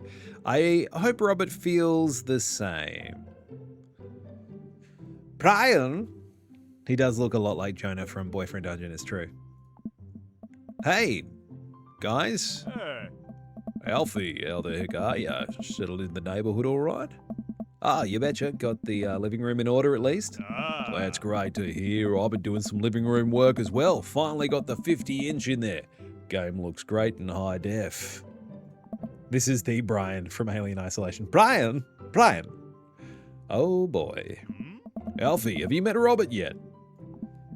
Yes, I believe we met. Briefly. Hey. Robert takes a long sip of whiskey. Robert robotically extends a hand. I shake it as he stares unblinkingly into my eyes. Oh God, what does it mean? How's it going? It's good. Robert focuses on the whiskey he's holding. He takes a long sip. Right, look at my friends becoming friends. Us dads got to stick together, you know? Us dads? Robert has a kid? Oh, I didn't know you had kids. Hey. Robert continues to stare at me. Jesus, does this guy ever blink? Yep. Cool. I'm here for the daddies. Hello. Hi, Anaki. We're also here for the daddies. It's daddy time. It's daddy o'clock. We're meeting a couple of them. We've already shagged one of the dads. We shagged Robert already on the first night. And look, I don't like to kiss and tell, but it was fun. But now we're trying to date some other daddies. Because we banged one out, now I think we need to date some daddies. You know, play the field a little bit. But how you doing, Hannah? You good? Yeah, we went straight in there. straight away to the bar, met him. We were like, all right, we're doing it. We stand in incredibly uncomfortable silence for several moments until we got to get off this haunted truck. Oh no, the ghost locked the doors. Daisy and Amanda run up to us, thank God. Quick, hit the emergency escape button. But trucks don't have emergency escape buttons. Oh. Then hit the brake, I guess, and then we'll get out of the truck. Oh. The imaginary truck. Anyway, we're safe from the ghosts, but how will we ever survive this Arctic tundra? Daisy, you might have to eat me. Are you prepared to do that? No, I'm prepared to do anything to survive. That's cold-blooded. I like that. Although I'm not sure I have the materials required to properly cook you. Wait a second, do you guys play Long Haul Ice Road Paranormal Ghost Truckers? Yeah. Amanda and I love that show. It's the best, especially that episode where Callum hides Flint's keys and Flint retaliates by breaking an ancient cursed urn and sending the spirit after him. Yeah, it's really such quality television. All right, Daisy. I found us a couple of bugs. They're going to make a great meal, lots of protein. It's going to keep us from starving out here in this harsh, icy wasteland. But there's a whole table of food right over there. Daisy, it's a game. We're playing pretend. It's what kids do. Live a little. Amanda gives Daisy a handful of gummy worms from the snack table. They eat them with mock disgust. Let's go find kindling for a fire. All right. Okay. Yeah. But not natural fire. Because we're playing pretend? Now you're getting it. Daisy and Amanda run off. What a cute couple of kids. I turn my attention back to the conversation, but wait, where did Robert go? I skim the party and finally find him in the corner talking to Mary. Does he not want to talk? Man, I've never seen her get along with anyone so quickly. I snap out of my Robert-induced haze. I guess Amanda just sort of has a way with kids. That's kind of amazing. Daisy doesn't really get along with kids her age. It's nice that he's not trying to one-up me this time. Maybe we can have a regular friendship after all. Really? She just kind of keeps to herself. Her teachers say she spends every recess in the library. I think the other kids are intimidated by her intelligence. There it is. I wouldn't worry about it too much. Amanda was shy at Daisy's age too. She used to have a habit of crawling under tables and crying every time we took her to a restaurant. She bit people too. Aha! Kids, right? Gotta love them. You're required to by law. Well, since they're getting along so well, maybe we should try to put together a little play date for them. Yeah, that'd be nice. Well, I don't want to take up too much of your time. Go meet some of the other fellas. Okay, all right. Matt, Hugo, and Craig. Okay, let's see if I can get remember their character voices. Hey, boys. Hey, hello, boys. Matt and Hugo seem to be embroiled in an intense discussion. Craig looks on, smiling politely. I walk over to say hello. Well, I don't think it's fair to try and compare two art movements like that. Periods in art only exist because they're a unique byproduct of the social and political climate of a time and place, and to try and take something like say, the Rococo period and compare it to the postmodernism in America, you're completely disregarding the context in which a work of art is created. Matt and Hugo seem to be so busy talking they don't notice me. Craig leans in. Dude, I have no idea what's happening. Let's talk to Craig. I turn my attention to Craig, who seems a little more attentive to my existence. How'd resistance training go the other day? Great! Little River here is a great cheerleader. Aren't you, little tiny bro? Craig grabs River's arms and waves them around. You can do it, Dad. I'm so proud of you. I'm sorry for pooping on you. But none of them are Brian. The type is strong with Bob. Bob's type is strong. He's already found his daddy bear. She must be a handful at that age. Nice. Ah, they always are. Hey. But it's so worth it. Craig grabs River's arms again and waves them around. He loves puppeteering his little baby. Oh. Also, I'm sorry for throwing up on you, Dad. How are you settling in? Almost done. Yeah, there's still a few odds and ends to take care of before I can really call myself settled, but I think we can upgrade the situation to livable. Nice. We did livable throughout the entirety of college. Yeah, my goal was for Amanda to live the sort of life that didn't involve eating spoonfuls of ranch dressing as a palate cleanser between different types of pizza. Oh no. That's college life. She still does though. Hey, she takes after her dad. All right, Hugo. Alfie, how are you liking the neighborhood? It's pretty nice. Everybody's been super friendly. Oh. Seems like your daughter is fitting in just fine. Matt points across the yard to where Amanda, Daisy, and another younger girl are playing. They're sitting cross-legged in the grass, picking weeds and weaving them into little flower crowns. It's pretty adorable. The girl I don't recognize jogs over to us. Hey. What is it, sweetheart? It's a flower crown. I thought you'd look cute in it. Hey. Well, there's only one way to find out. Matt takes the flower crown and places it on top of his head. Oh. Am I cool now? The girl stares at him, thinking it over. Nope, but you're slightly less uncool than you were before you put it on. Oh. Hey, Alfie, this is my daughter. Hello. I'm Carmencita? I'm Carmencita. Hi, Carmencita. Okay, great. So many voices. So many voices, guys. Amanda comes over with Daisy in tow. Dad, look, I'm making friends. Are you making friends? You better be making friends. Yeah, actually, Amanda, you remember the cool barista from the coffee shop? And my old college friend. And, your teacher. Hey. Oh, hi, Mr. Vega. I didn't realize we were neighbors. Yes. Yeah, yep. Are you still gonna get me that overdue term paper? Oh. Great seeing you. Amanda finger guns her way out of the conversation like a champ. That is so good. Great seeing you. Bye.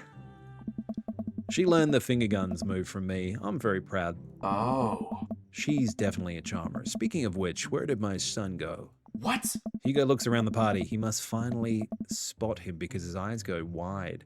Pew pew out of here. Yep. I freaking Whoa. love it. Ernest Hemingway Vega. Are you smoking? He called his son Ernest Hemingway Vega? No. Ah. Ernest is holding a lit cigarette. Nope. I see Ernest across the way. He casually takes a long drag of a cigarette and flicks it into the gutter. Unbelievable. Excuse me. That's a deal breaker? Yeah. Hugo marches over to Ernest and I turn my attention to Matt and Craig. You mean the name is a deal breaker? Pretentious? No. He called his son Ernest Hemingway Vega. The teacher has a son, Sass, and he called his son Ernest Hemingway Vega. And Matt, the barista, has a daughter who seems quite nice. And Craig is still being Craig. Hugo marches over to Ernest and I turn my attention to Matt and Craig. Kids, right? Hey. Man, I do not envy Hugo. The last barbecue we had, Ernest tried to shove a sparkler down Joseph's pants. Nearly burned down half the yard. And the barbecue we had before that, he actually burned down half the yard. And then it spread onto my lawn and burned down half of my yard too. Nice. Hugo walks back over to us, practically dragging Ernest behind him. Who the heck is Matt? He's the barista from the beginning. Matt's the guy in the middle. So this is Craig, this is Matt, this is Hugo, and then this is Ernest Hemingway Vega, his son. You don't like he spells his name Matt with one T? That's fair. Oh. Hey everybody, sorry about that. Alfie, this is my son, Ernest. Hello. Ernest looks away, sulking, his hands shoved deep in his pockets. Oh. Hugo nudges him impatiently. Hey. Nice to meet you, Ernest. What grade are you in? Does it matter? Oh. Ernest. Okay, I'm in 8th grade. God, are you happy now? I'm sure you were just dying to know. Yeah, good for you. Can I go now? I'm tired of talking to old dudes who blame my generation for the failing economy. Ouch. Ernest. Oh yeah, because I'm totally embarrassing you. Ernest puts the earbuds in and storms off to stand in the corner. Well, that was certainly something. Because he's a doormat. Boom. You'd have that personality too if your name was Ernest Hemingway Vega. Yeah, that's fair. He seems nice. Hugo puts his head in his hands and sighs. Ah. I'm so sorry. He's having a really rough time. As much as I want to be the cool dad, I have to be the authoritarian dad, and he clearly resents me for it. Oh. I mean, I think as a dad and a teacher, that's about as authoritarian as you can get. Honestly, are any of us cool dads? Is it even possible to be a cool dad? What? I'm cool as a cucumber. Hey, see that right there? You can't say that. Oh. My kids think I'm cool. But for how long, Craig? How long do you get to be the cool I dads? don't know. I don't know. Hey. I think we just have to accept the fact that as dads, we've become the machine we once raged against, and accept our fate to unironically wear socks with sandals. Your kids may think you're cool now, but the moment they hit puberty, you're doomed. That's true. I'm wearing socks and sandals right now. Amanda's 18, and she still thinks I'm cool. Hmm? I yell across the yard to my daughter. Amanda! I'm cool, right? Amanda just laughs. She keeps laughing. I see your point. As much as we all want it, I don't think it's as important to be cool dads as it is to be a good dad.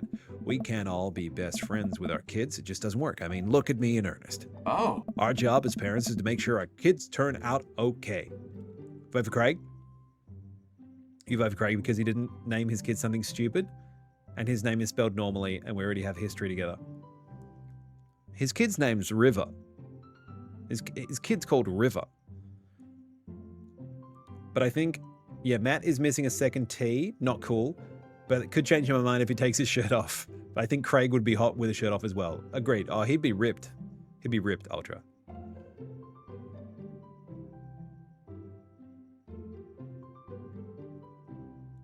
River is not a stupid name. It's not a good name, but not a stupid name.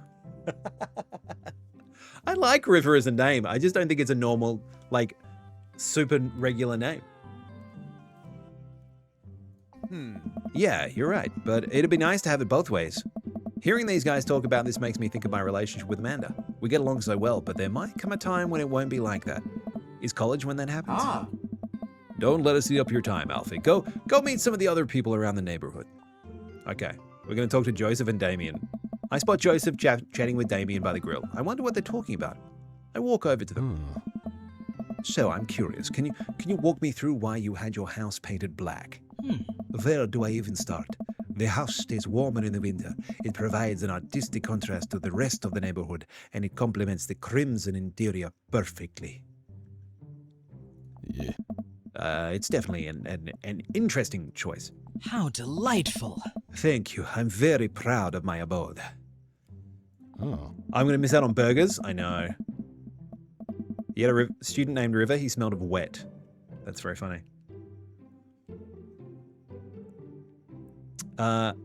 Alfie, I was just having a conversation with Damien here about his aesthetic design decisions. Greetings once again, Alfie. Do tell me about yourself. Are you new to the area? Yes, my daughter and I just moved in the other day. Oh. I would be willing to try, Joseph, because how much fun it is to turn the exemplary Christian Bean into a bottom. Sass just wants to see something. I want to take something beautiful and I want to break it. Sass just wants to crush. Crush. Are you enjoying the party so far? Oh, definitely. Thanks so much for putting this on. It's nice to be in a cul-de-sac where everyone is so friendly and welcoming. Amanda walks up to the conversation. Hi, it's Damien, right? My name's Amanda. At your service, what a pleasure it is to meet you. Damien finishes the sentence with a flourish and a bow, producing a single rose and offering it to Amanda. He does magic as well. Huh. Amanda blushes and returns the gesture with a curtsy. Huh. Mine. Do you know how to treat a lady? Huh? Hello, Amanda. Seemingly out of nowhere, Joseph's twin kids appear. Are they speaking in unison? What? Hey, won't you come play with us? Oh, no. Hey, Dr. Dragon, good to see you. Well, come on in. We're playing Dream Daddy. They're totally the girls from The Shining, yes. Won't you come play with us? Hmm? Come play with us forever. This guy, this is cooked. Please play with us. Play with us forever. Ever, ever, ever, ever, ever, ever. We love it. We love Christian and Christy. They seem well adjusted. Free love, baby. Dream Daddy Collective. Let's go. Guys, enough with the creepy twin shtick. We've talked about this. Christian and Christy slowly back away. Where do you think they got that from? Mary pops into the conversation, wine in hand. I don't know. Mary takes a long sip of the wine. I think I might have taped over a VeggieTales VHS with The Shining. Who knows? She takes another sip of her wine. Oh God, scary. Where's Krish? Come on. Wasn't he with you? You had him a moment ago. He's probably stuffing dirt into his mouth. He'll be all right. Toddlers are pretty resilient. Mary tips her glass to me. Hey. Ain't my first time to the rodeo. Hop, ting, ting, ting, ting. It's my fourth. I have squeezed 4 little... Sweetheart, would you do me a favor and please find Krish? That would be great. Oh my. I'm sure he's fine. Oh. Mary? Hmm. Okay, jeez. Oh, God. My soul. Thank you, Ultra. Mary finishes her wine and wanders off. Dad, can we go now? Lucille, have I introduced you to Alfie yet? Hey, it's that punk from Amanda's school. I remember you. Whatever. That's no way for a young man to speak to his elders. Be polite. Lucian bows. Whatever, sir. Lucian bows again. Mr. Christiansen, may I have a veggie burger? Sir. Oh. Coming right up, bud. Are you a vegetarian? Yup. Make that 2 veggie burgers. Did you know that some people in the Victorian era were vegetarians? They described carnivorous type people as blood lappers. Dad. That's really interesting, Damien.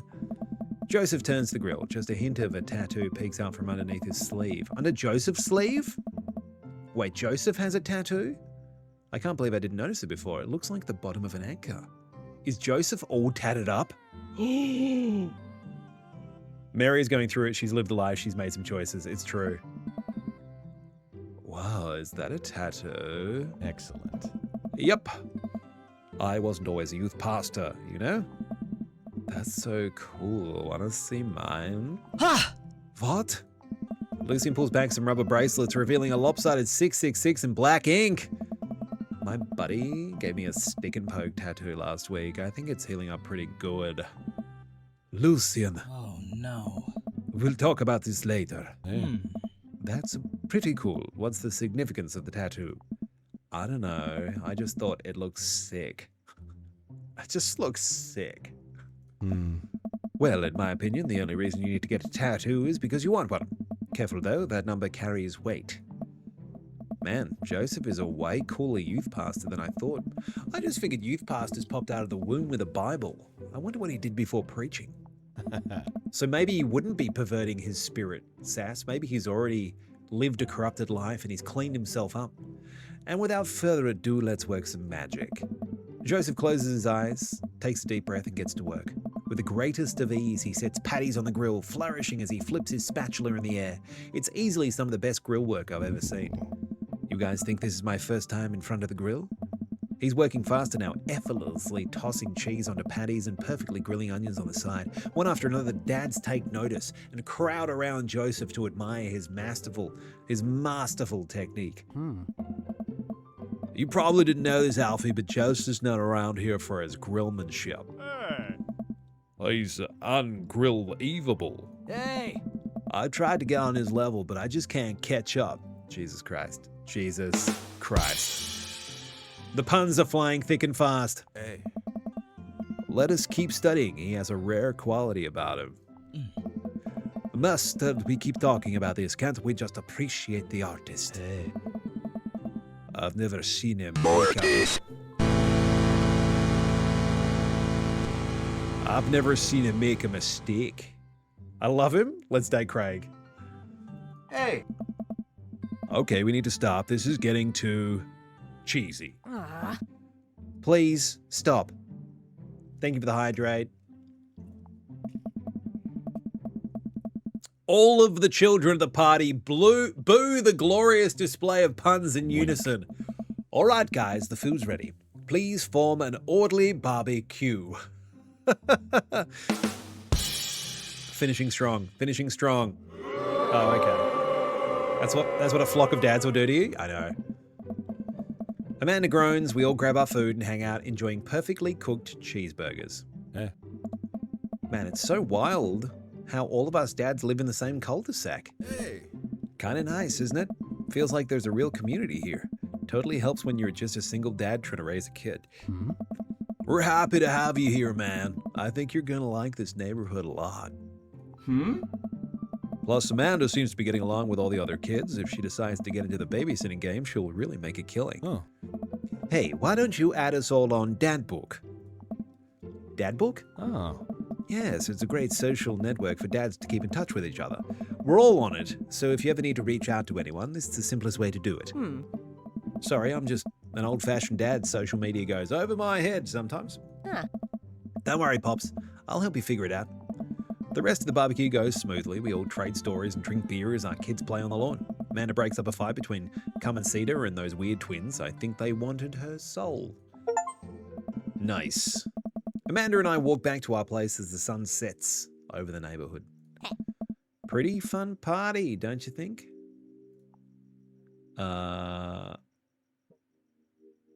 Wish I could have been playing Paranormal Ice Road Truckers. Yeah.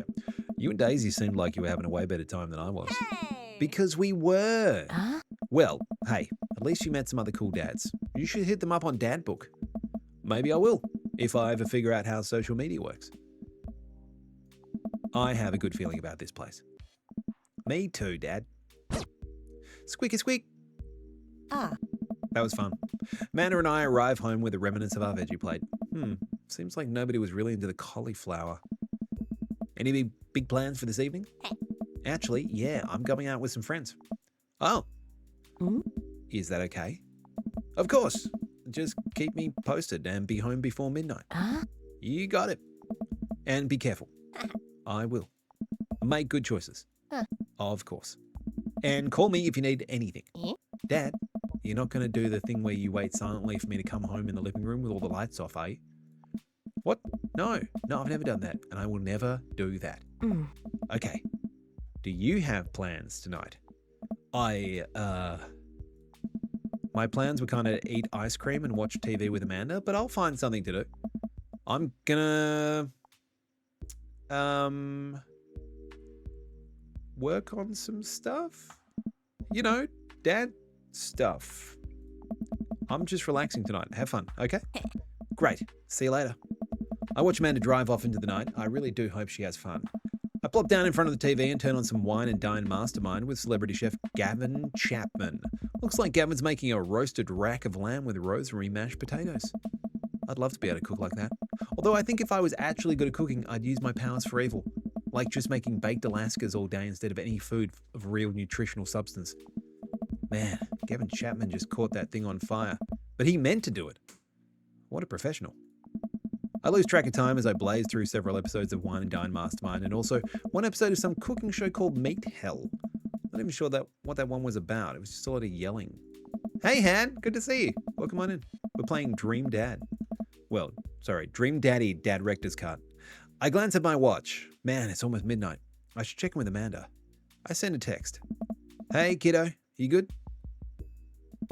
I wander into the kitchen as I wait for a reply. Amanda's phone is almost always in her hand, so I'm sure she'll respond soon. Unless she's driving home now, in which case I hope she doesn't respond soon because I definitely taught her better than to text and drive. I reach into the freezer and grab an ice cream sandwich. It's a little late for this, but I think I earned it after a long day of socializing.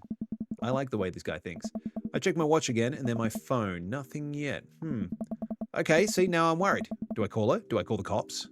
No, it's too soon for that. I'll just send her a gentle reminder text. What's up? Half an hour passes. Now I'm really worried. The episodes of Gavin Chapman's Meat Hell are not only assuaging my anxiety, but possibly exacerbating it with all the yelling. Not only not assuaging my anxiety, but possibly exacerbating with all the yelling. So I keep pacing around the house waiting for her to come back. Why didn't I find out where she was going? Who was she even with? Why don't I know any of her friends' phone numbers? Why don't I even know any of her friends' full names? Who is Emma P? I decide to send her another text. Amanda, please text me and let me know you're okay. I can't help but think of all the awful things that could have happened to her. Oh, thank God it's her. Amanda opens the door and shuffles in. Finally, she's back home. I'm glad she's okay. Sup? Sweetie, thank God you're safe. Ugh. Yep. But now that I know she's okay, I'm really mad. Why didn't you answer my texts? Amanda pulls her phone out of her pocket. Whoops, guess I didn't see those. She starts to walk to her room. Amanda Ann. We're pulling out the middle name now. Amanda, you came home an hour and a half after your curfew and you didn't respond to any of my texts. You really freaked me out. I was about to call the cops. Dad, you're seriously overreacting. You're not going to be like this when I go off to school, are you? I was scared. You weren't responding and I was just like when your mum... I have to stop myself from tearing up. Oh, Dad, I didn't mean to. I sit down on the couch, put my head in my hands. I feel very tired all of a sudden. You really scared me. Just please don't do that again. All right, I'm going to go to bed now. Aw, he showed feelings. Amanda closes the door to her room and I head to mine. Jeez. As I'm falling asleep, one thing she said keeps echoing in my mind. You're not going to be like this when I go off to school, are you? I definitely didn't sleep well last night. I brew some strong coffee and make some scrambled eggs for Amanda as a peace offering. She eventually wanders into the kitchen. Hey, I thought about what you said last night. I should have texted you. I said I was going to do it and I didn't. I honestly just didn't even think about it. I'm really sorry, Pops. I won't do it again. Well, I'm sorry for freaking out on you. Right in the emotions, right, Sass? You're an adult now. I shouldn't have gotten so worked up. Team Peppercorn? Team Peppercorn. Amanda gives me a hug. Want some eggs? You know it. Sprinkle some cheese on them. Already did. Bless you. Amanda scarfs down the eggs in the time it takes me to wash the pan. All right, I'm off to school. Smell you later. Wait, one more thing before you go. What? What's Dad Book? Oh, it's a social media platform. Wait, what? What's a social media platform? Dad, I have to go to school. Come on, Amanda. I'm an old man. I can't put together a dad book profile on my own. All right, I'll help you sound interesting on the internet. Amanda spends the next couple of minutes setting up my profile on Dad Book, which, as it turns out, is a place where dads can get together to talk about fatherhood. All right, Pops, we've got to fill out your profile. Let's get some likes and dislikes. Okay, here we go. Dad Book. On a Friday night, you are most likely to polish and sort my coin collection, Netflix and grill, baby, fall asleep watching the History Channel, torment my children with dad puns, sink into blissful oblivion, sleep. It's Daddy Grinder. It's essentially Daddy Grinder. No, we're talking about being a dad, Ultra. We're talking about father things. Daddy things, just daddy things. Netflix and grill is my new flavor. Yeah, we're going to do Netflix and grill. If you had one thing to take with you onto a deserted island, what would it be? My trusty grill, The Lost Shaker of Salt, Castaway on DVD for instructional purposes, a boat, obviously. I don't need anything. My survival skills have trained me for this day. I say a Castaway of DVD. Castaway on DVD. I think Castaway on DVD or a boat. It's got to be Castaway. We're taking Castaway. What are your turn-ons? Strong dad arms, tennis shoes with long white socks, a well-manicured lawn, street smarts, Samwise and take the salt. Should have Samwised it. It's got to be arms. The lawn and arms. Oh, well-manicured lawn or strong dad arms. That's 2 for arms. It might have to be dad arms. Strong dad arms. What did you want to be when you grew up? A technical writer for manuals and instructions, a salty boat captain, a pro skater who was also an astronaut, a good father, the president of space. They all refer to Joseph. Oh, I agree. The president of space is pretty funny. The pro skater, the boat captain. Space? I'm thinking space. I think the president of space is hilarious. What did you want to be when you grew up? When I grow up, I want to be the president of space. It's so dumb. I'm gonna go space. I'm going space. What's your favorite movie genre? War documentaries, Sean Connery's entire filmography, anything on Laserdisc, romantic comedies, whatever will make me cry, old comedies that haven't aged well. That's pretty cute if a little kid says that. Yeah. No, that's still me now, Sass. I still want to grow up to be the president of space. Anything on Laserdisc, probably. Although Sean Connery's entire filmography is pretty funny. Old comedies that haven't aged well, not into. Whatever makes me cry. I don't want to cry. You think Bob gets to choose this one? All right, Bob. As the film guy, what are we choosing? War documentaries, Sean Connery's entire filmography, anything on Laserdisc, romantic, rom-commies, whatever will make me cry, or old comedies that haven't aged well. Han reckons the old comedies. Okay, we'll split the different. We'll go romantic comedies. What's your ideal date? Napping together is 100% the choice here. But let's read through. Doing a 1,000-piece puzzle together, yawn. Eating a healthy dinner by 4 p.m, double yawn. Trying to geocache but getting helplessly lost. Arson, being emotionally vulnerable. Nash, arson? Arson. Arson, arson, arson. Okay, it's arson. What do you never leave home without? We chose arson. My ideal date is somewhere in mid-June. Not too hot, but it hasn't got super wet yet. We didn't do geocache. Sorry, Bob. No geocaching, you geocacher. Never leave home without anxiety. Well, cripplingly low self-esteem is here, bought. A sensible cardigan, my sick vape, my book of word jumbles and a pen, a cool knife, my cripplingly low self-esteem, or I frequently forget my phone, keys, wallet at home sometimes.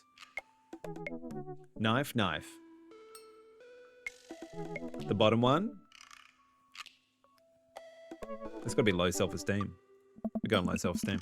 Spent a lot of time thinking about conspiracy theories, how proud I am of my child, potential ends of the world, if I'll ever be able to love myself as much as I love my grill, when I can get my next cup of coffee, or lawnmower modifications.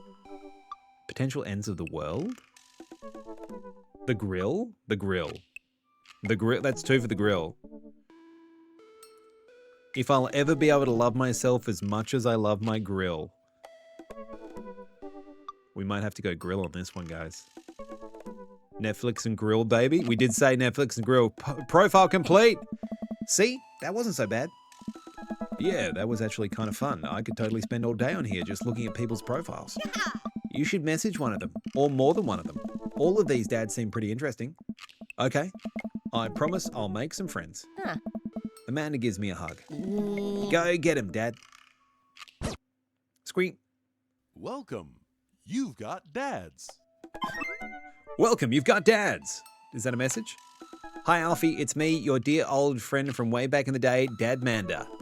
I'm delighted to see you have signed up for Dad Book. They've recently added this exciting new messenger service, so you may find yourself receiving messages from other dads like myself. Take care not to miss them. Okay.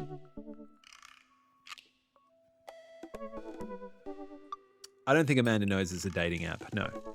Okay. Craig? Brian? Do we have a chat to Brian? Should we chat to Brian? We've already banged Robert. I'm done with him. He's out of my system. I also want to find out about Joseph's tattoos. I want to find out about his bad boy history. So I think our options to begin with, Craig, pretty good.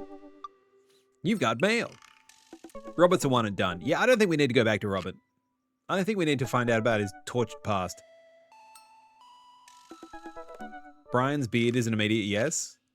Han is straight into Brian. Okay, we're checking out Brian. Hey, I'm Brian. I spend most of my days hanging out with my awesome daughter and thinking up new ways to grill things. If you like fishing, then we'll get along. On a Friday night, you're most likely to see just how slowly I can cook a piece of brisket. If you had to take one thing on a deserted island, it'd be a fishing pole. Do you reckon he's talking about his fishing pole? What are your turn-ons? A keen understanding of steak cuts. He wanted to be a fireman or like a fireman's axe. Maybe like an axe. He also loves romantic comedies. We like that.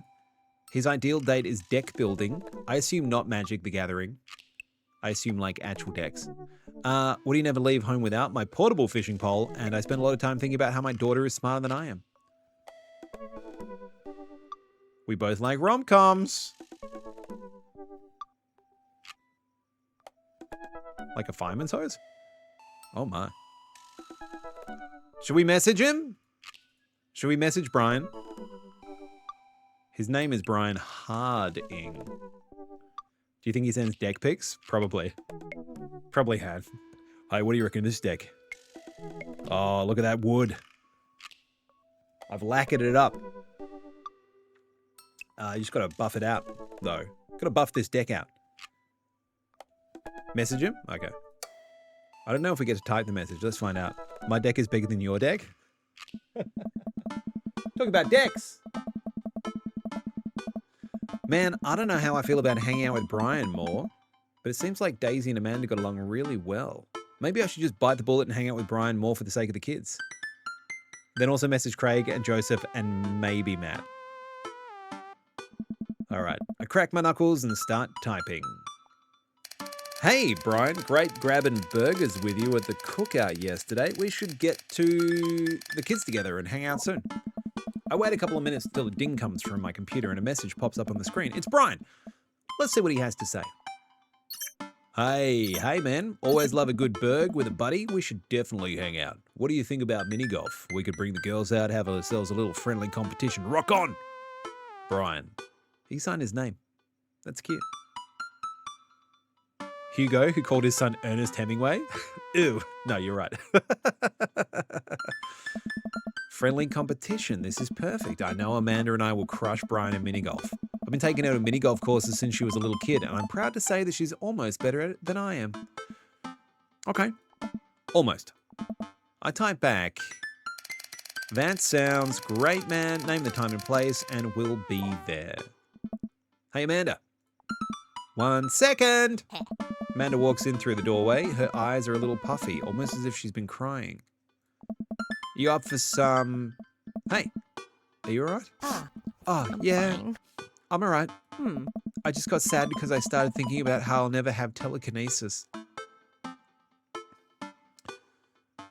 You know you can talk to me, right? If there's something going on, or even if you're just feeling sad, I'm here for you. I'll always be here for you. Thanks, Popsicle, but I'm serious. All I want is to lie in bed and be able to make barbecue chips levitate from the kitchen directly into my mouth.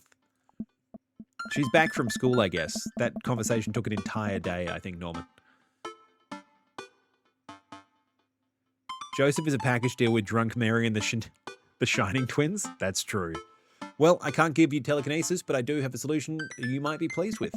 I run into the kitchen and grab a bag of chips. I retrieve a single chip and toss it in Amanda's direction. Success. She catches it with her mouth. Not quite telekinesis, but still fun. Hey, would you be up for some mini golf with Brian and Daisy? I'm a little out of practice, and I know my backswing leaves something to be desired, but I think I could keep it in the negatives. Perfect. Come on, kiddo. Let's do this. Oh, we're doing it now. Okay. You ready for this? Arr, matey. I'm as ready as I'll ever be. Why are you talking like that? Because this mini golf course is pirate themed. I just now realised that we are indeed standing on top of a giant pirate ship in the middle of a putt-putt course. I guess she didn't go to school? I don't even know. Oh. Yes. Come on, pirate dad. Won't you talk like a pirate with me? Arr, ahoy. Scurvy.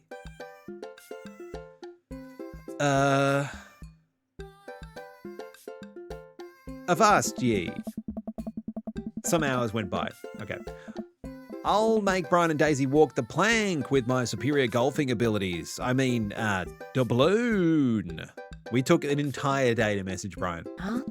Come on, Dad. You told me this was just going to be some friendly competition. Friendly competition is dad code for actual competition. I need to prepare my mind, body, and soul to defeat Brian on the field of glorious battle. It's just mini golf. Just mini golf. It's so much more than that. I kneel down and place a hand on Amanda's shoulder. I just want you to know that there's no pressure.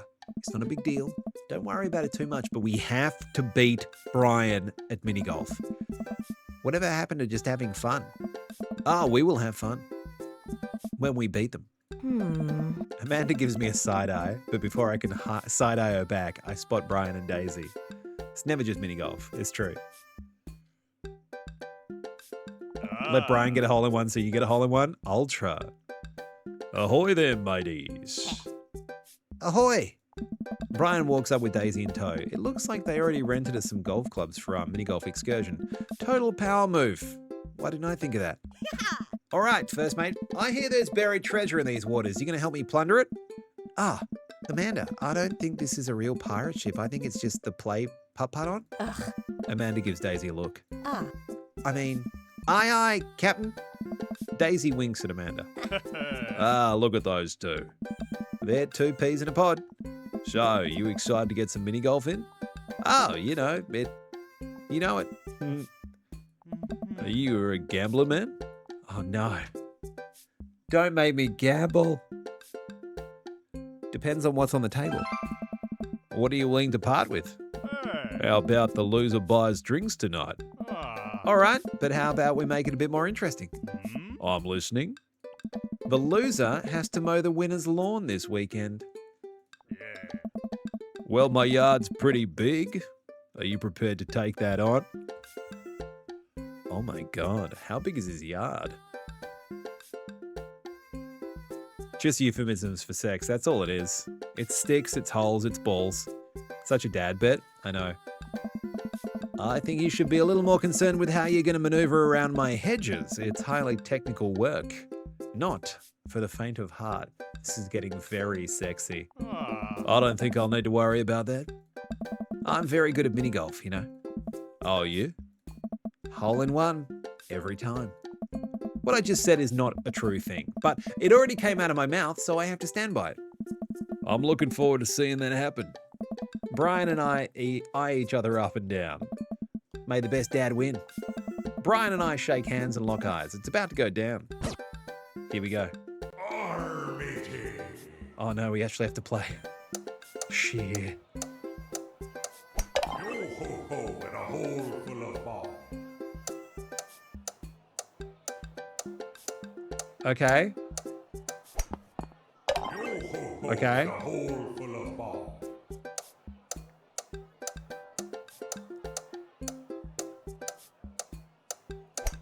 No! Oh, that was not a hole in one. Or was it? You've lost your ball. We lost our ball. No! A hole full of ball? He does say a hole full of ball. Oh, these are not going well for me. Oh! Unless Men sink no butts. you have to get a hole in one, otherwise it's over. Yep. You have to get a hole in one, otherwise it's over. It's moving quite quickly. Ball.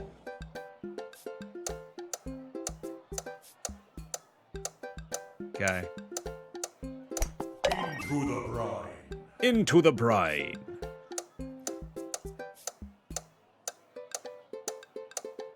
We're definitely mowing his lawn. 100%. Oh, Dead come men on. sink no butts. Dead men sink no pots.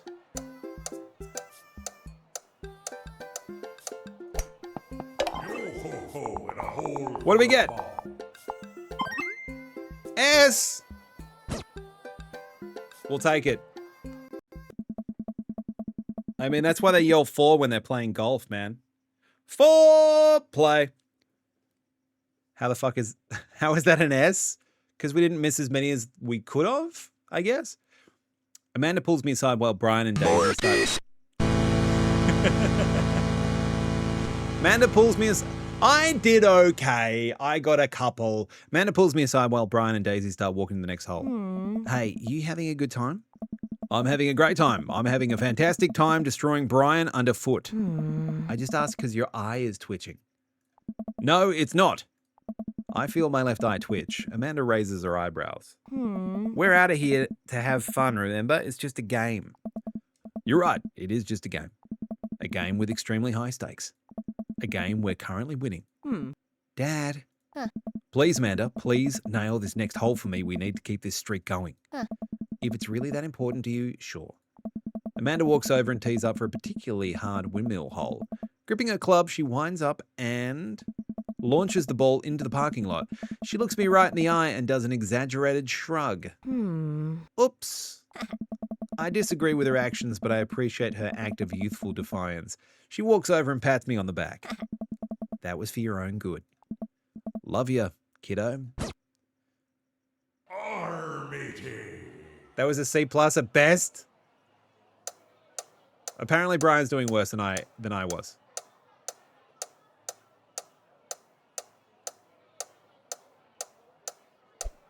What? I didn't press it. Oh, they make you, No if you wait too long, they make you go. That sucks. That sucks. No, my competitive streak. You've lost your ball. Yo-ho-ho Okay, we got one and a there. hole full of ball. Can we go straight? Yo-ho-ho and a hole full of ball. Oh no, it was meant to bounce back. Dead men sink no putts.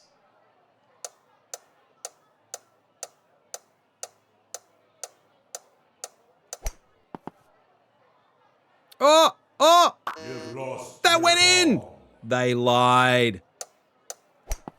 They lied. That went in. Oh man, You've lost disappointing. your ball. What the flip?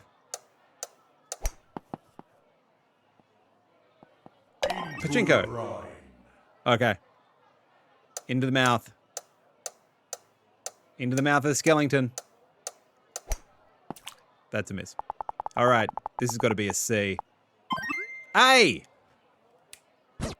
We'll take it. That shouldn't have been an A. Just because we got two in? I try to maintain an air of professionalism because there are children present, but I can feel the crushing weight of the four dads before me, casting a disappointed look upon my broken frame. I have failed you, fathers, and for that, I am sorry. Man, there was some good shooting there at Alfie.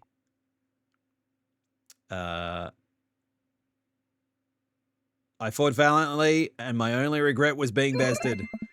I'll remember this day, Brian, and someday when I finally defeat you, you'll think of this moment too. The moment I decided your fate. The moment I decided that you must be destroyed.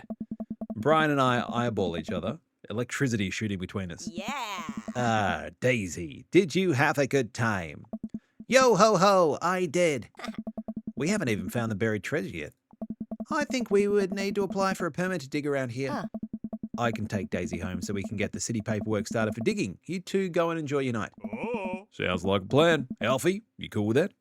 Sure, just don't get yourselves into too much trouble. Can do. I'll make sure we get into a perfectly reasonable amount of trouble. That seems fair. Amanda and Daisy skip away, yelling about buried treasure. Bless that kid's tiny, rebellious heart. Well, guess we should hit the bar now. There's actually a tiki bar attached to this place. How about that? That sounds like a plan. We're getting tiki? Amanda is so good. I love Amanda as a character. Guess I'm spending more time with Brian, which I'm not jazzed about, considering I just completely blew it on the putt-putt course. Okay, Dad, you can do this. Just got to drown my sorrows in some tropical loser drink and get out of here. Brian and I walk into the Freaky Tiki, a kitschy island-themed bar. Palm trees adorn the walls and several fake parrots are strewn around. Ukulele music plays softly in the background. Brian and I approach the bamboo bar. 2 pineapples of hospitality, please. The bartender whips us up 2 rum drinks inside of hollowed-out pineapples. He sets them on fire, and we have to blow them out before we can drink them. Usually I just like to, I don't know, drink my drinks. If you don't want yours, I'll take it. And best me again? I think not. I take a sip of my pineapple of hospitality. Sorrow tastes fruity. My lawn care needs are very particular. I hope you're up for the challenge. Don't worry, I'll bring my own salt to promote healthy growth in a sustainable environment. Oh, come on now, Alfie, I'm just having a little fun with you.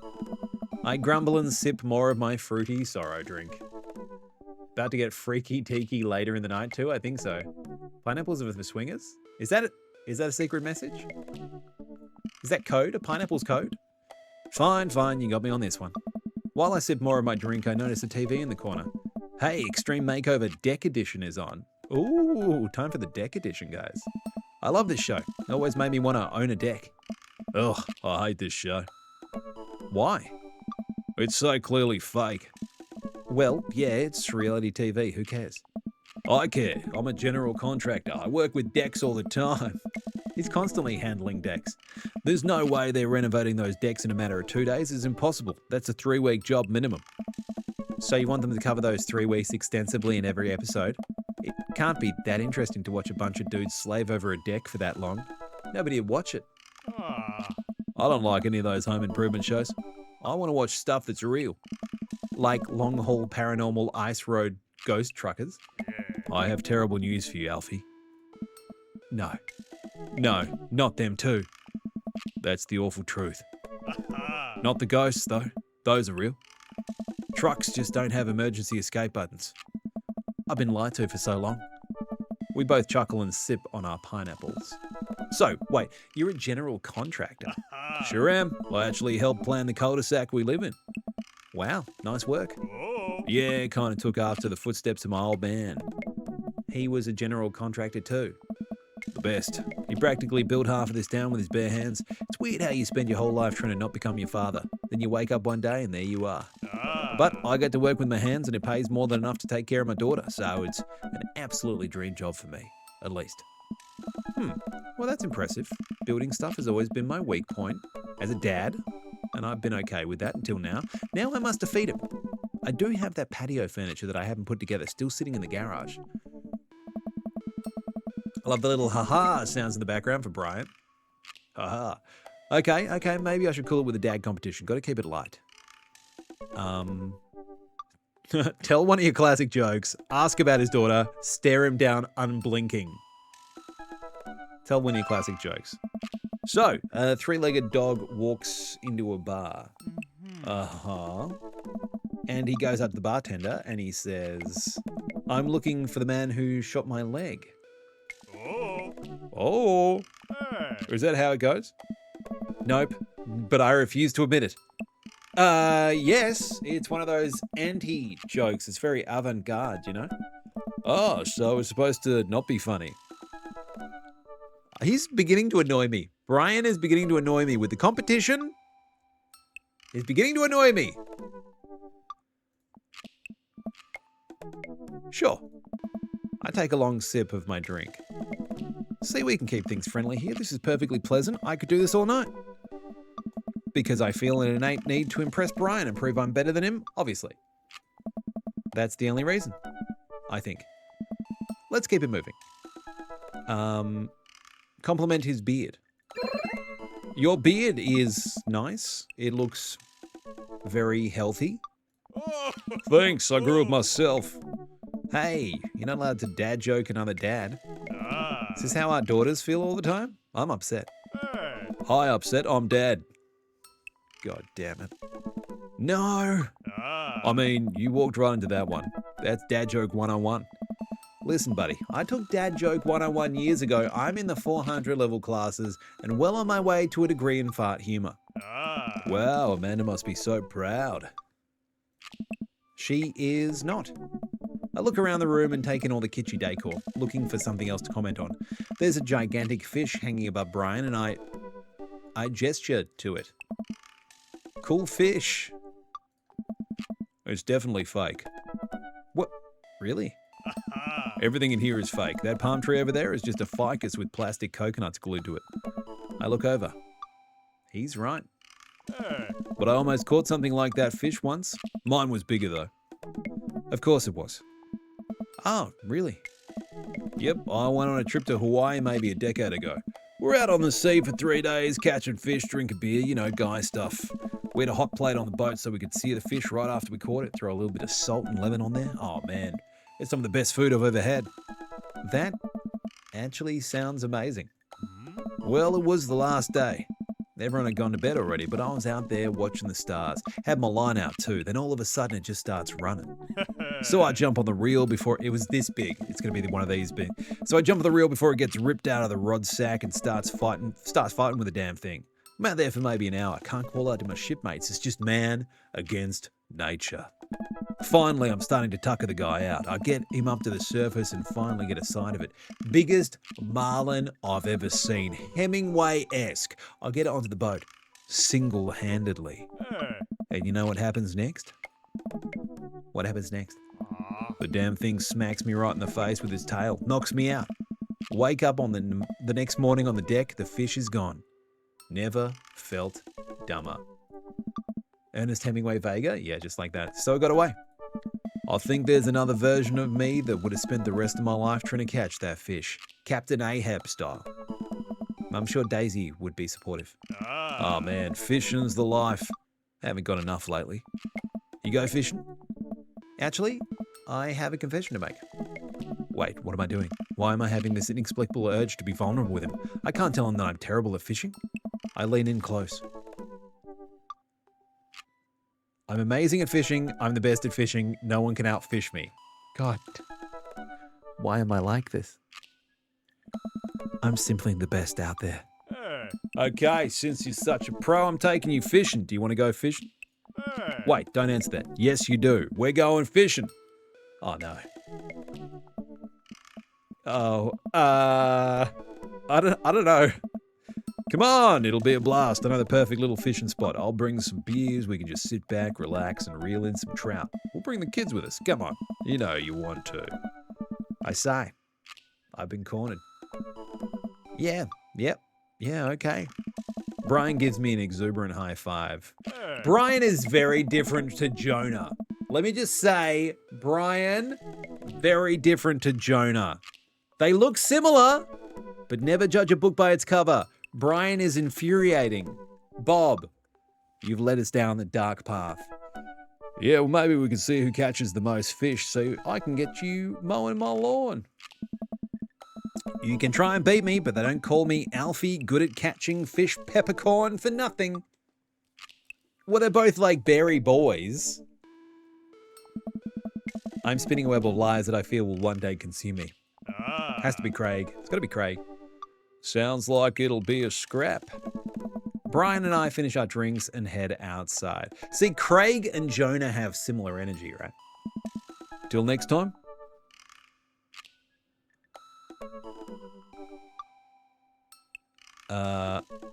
This is a great opportunity for friendship. I'm real excited. Or kiss my bass, Brian. This is a great opportunity for friendship. And also for catching more fish than Brian. You're krilling me with these puns, Alfie. Mull it over. You'll come around to the fish-related dad jokes in no time. Brian extends his hand and gives me a friendly but firm handshake. I see that competitive fire in his eyes. This is going to become a whole thing, isn't it? Once Brian takes over babysitting duties, Amanda walks home with me. She immediately plops down on the couch and flips on the TV. So, how was your hang with Brian? It was okay. Oh yeah, he seems like a neat dude. I think so. I don't know. The guy loves a good competition. But then again, apparently so do I. What do you and Daisy end up doing? Oh, we hunted for treasure for a bit, but Daisy was really adamant about not digging without a permit. So we just watched some documentary about theoretical physics. I put her to bed and then sat around eating Brian's food. Don't tell him I said that. That's standard babysitting protocol, I believe. I really like hanging out with Daisy. She's super mature for her age. Yeah, Brian says she has a hard time relating to other kids. She kind of reminds me of you at her age. Although she doesn't bite people as much as you did. I can't believe I'm finally the cool older kid. Feels good. What a good axe. He was a good axe. You gonna hang out with Brian again? That's the thing. He wants to go fishing with me.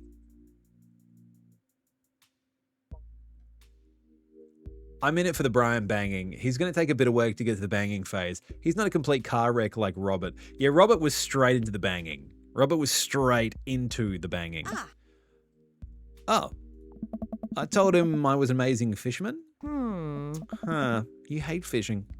I know. I'm kind of panicking. I'm sure it'll be fine. All you have to do is wake up at the crack of dawn and sit silently in a boat on a lake for hours on end, with no promise of a tangible reward, your only companion being the fear and doubt you harbor deep within your heart. She just called it. She called it. Fishing's fun. You remind yourself as the world darkens around you and you wonder if it's really you staring back at yourself in the lake's reflection, or simply just the abyss. Yeah, laugh it up, Amanda. You coming with us? Brian is all shit talk. I don't want to get through all of that to get to the banging. That's true. In real life, there's more my type for dating. That's more your type for dating. True, bro. Holy shit! It's Luca! Welcome, welcome, welcome.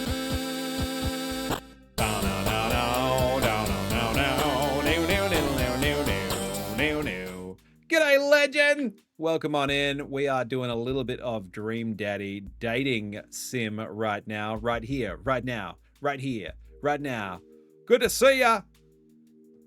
I know, I see, sir. I see, boy. I know you do. Storm and Norman. There it is. Storm and Norman. How you doing? Loving the overalls. Thank you very much, sir. Good to see you. How was your stream? Guys, Luca is an amazing streamer. And not only is Luca an amazing streamer, he is amazing sport because he is going to get the shit roasted out of him next Sunday by some amazing roasters. And I'm going to be there and hopefully supporting everybody to do their thing. Because I don't have a mean bone in my body, but I'm gonna go help with the roast, the official annual roast of It's Me, Luca. So make sure you check that out. It's going to be streaming live on Luca's channel. So if you want to see me hosting up a storm, then give him a follow and you'll get to check it out. Why don't I have a red hat and a red shirt? Because I look like Mario? Is that what you're saying? You're saying I look like Mario? Is that I could look just like Mario? Is that what you're saying, Sass? A boo to you, madame. Luca, how was your stream? How did things go? Thank you for the raid. Appreciate you bringing your viewers here. Waluigi. Yeah, I need green, right? I need to wear green. You were playing Baldur's Gate 3, right? Were you Baldur's Gate 3ing? Yes, excellent. Excellent. I hope it was good. Boo me, boo you. More of a Bowser Jr. Person reckons I'm Bowser Jr. That's fair. Waluigi's purple. Oh yeah, I was thinking Luigi. Waluigi. The purple one. Yeah, I'll take the purple one. I'm as tall as Waluigi, I think. Actually, how tall is Waluigi in lore?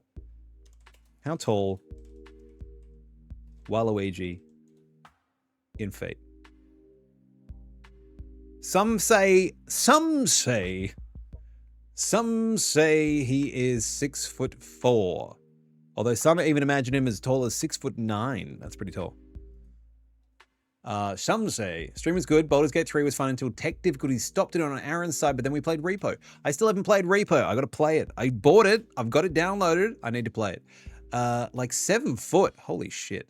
He's at least 7 foot, I think.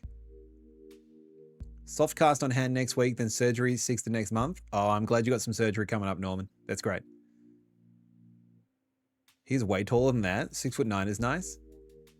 6'9". Nice. The perfect height, some would say. All right, where we at? Laugh it up, Amanda. You coming with us? So, Luca, if you need to get out of here and do some post-stream chilling, please go out and relax. Get yourself in a comfortable place. Go have a snack, go have a drink, do all that good stuff you got to do post-stream. If you want to hang out and watch us date daddies, you can, but it's also just hit the 3-hour point, so we've probably only got about 15 to 20 minutes left in us before we also wrap up and raid out. But thank you so much for the raid and for bringing the peeps over. I appreciate you. Big appreciate. Big appreciate. Delightful. Welcome to the Cultural Hour. Okay. Oh, the chillin' is watching my great friend Cindy stream. Aww. Doy. Thank you.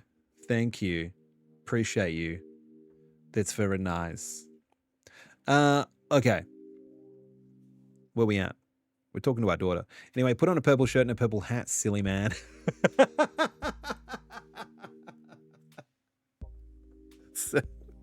Sass with the savagery. You silly man. Do the dance for us, monkey. I'm Cinny. I'm wayward Cinny. I have been Cinny in the past, and I will be Cinny in the future. It is my constitutional right to outright refuse this order. Dun, dun, dun. Daisy's coming too. Well, I bet I could convince Brian to bring his dog. Fine, sold. I'm in. All right, I'm bushed. Gonna call it for the night. Don't stay up too late, okay? You got it, Pops. Squeak. All right, that's good. That was good. Date complete. Okay, dad points, daddy points, total points.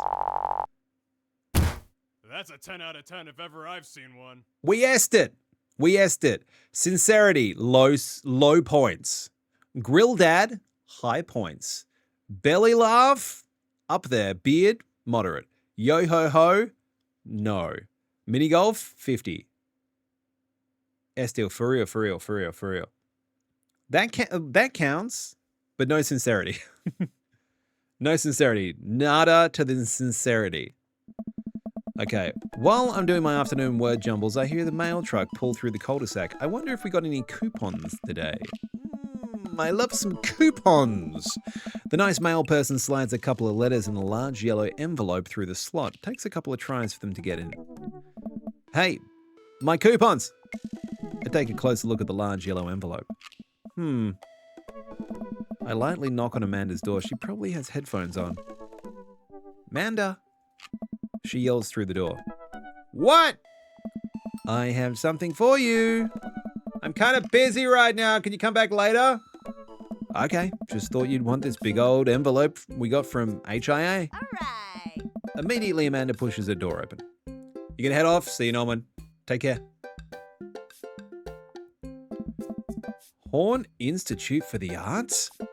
I mean, if you're busy, I can come back. Father, please. I hand her the envelope, which she tears open with her teeth. That's probably bad for your teeth. She doesn't seem to hear me and spits out a piece of envelope. She pulls out a letter and unfolds it.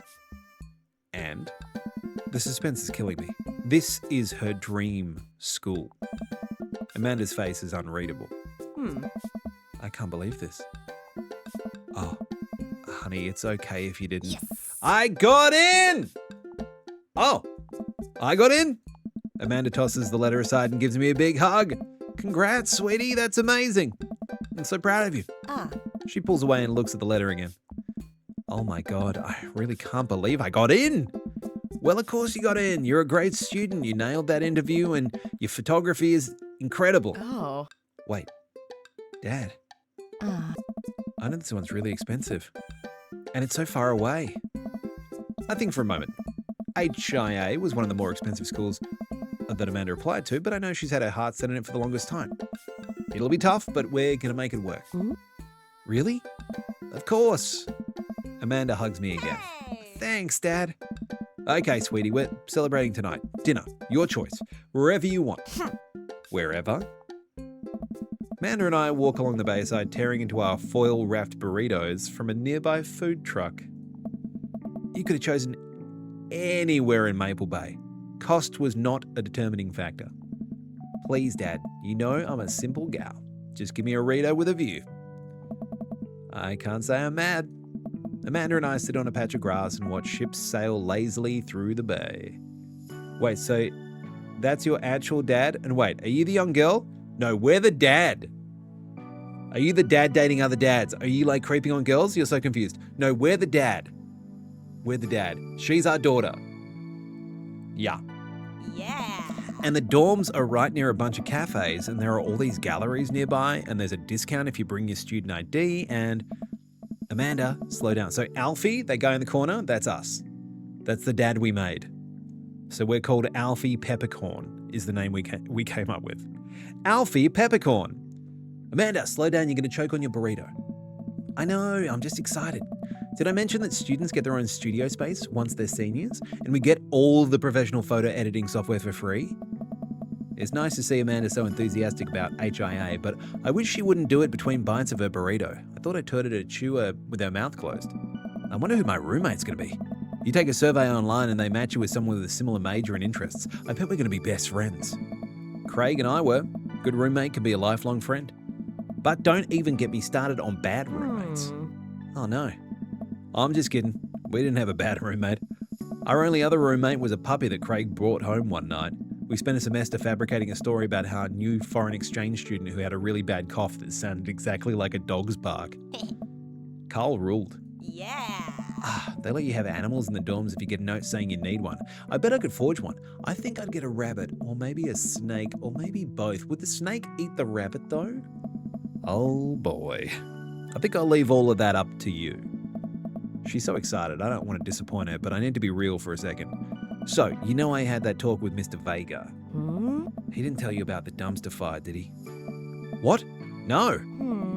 I don't want to put a dampener on the good news, but I need you to knock it out of the park for these last few months of school, okay? If you really want to go to Horns, we need that scholarship money. I know you can do it. Okay. I promise I'll try harder. I pat her on the back. Think you can handle a 14-hour drive to come home for the holidays? There's going to be some treacherous ice roads to cross. And don't even get me started on the paranormal occurrences. Well, it'll be worth it if I get to see you. My eyes immediately well up with tears. Dad, don't cry. Sorry, I'm very proud of you. You're all grown up now and you're such a good person, and I hope you know how important you are to me. Dad, stop, you're going to make me cry too. It's too late, honey, it's happening. Dad, I can't get tears in my burrito. It's going to make it taste sad. I pull Amanda in for a hug and kiss her on the forehead. Love you, kiddo. Love you too, Pops. Squeak. This is disgustingly cute, by the way. Welcome. Disgustingly. You've got dads. Okay. And that's where we're going to save it, friends. We've been on a date with Brian. We've banged it out with Robert already. We still need to keep going. Let's just quickly check. Okay, that's that one. And we had a message from Alfie. Listen, this is you from the past. What? You from the past? Okay, we're going to save. This is the place we save. And we're going to get back to Dream Daddy's Dad Rector Cut next time on stream. So I hope you're ready for that. This has been fun. All right, we did save. Please tell me we saved. We did. All right, there's some Dream Daddies. The next time it must be Craig. I agree. We would take Craig out for a date. I'd date Craig. All right. Dream Daddies. That was fun though, guys.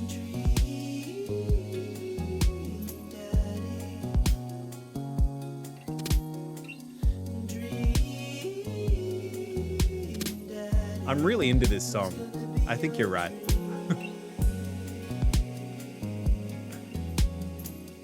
It's a bop.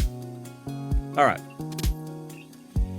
I feel like Craig is the main guy everyone goes for. Yeah, I get that vibe. Maybe we need to date a vampire. Oh, it really pops in. Dream Daddy. Well, that was fun, chat. I like that. That was a good time.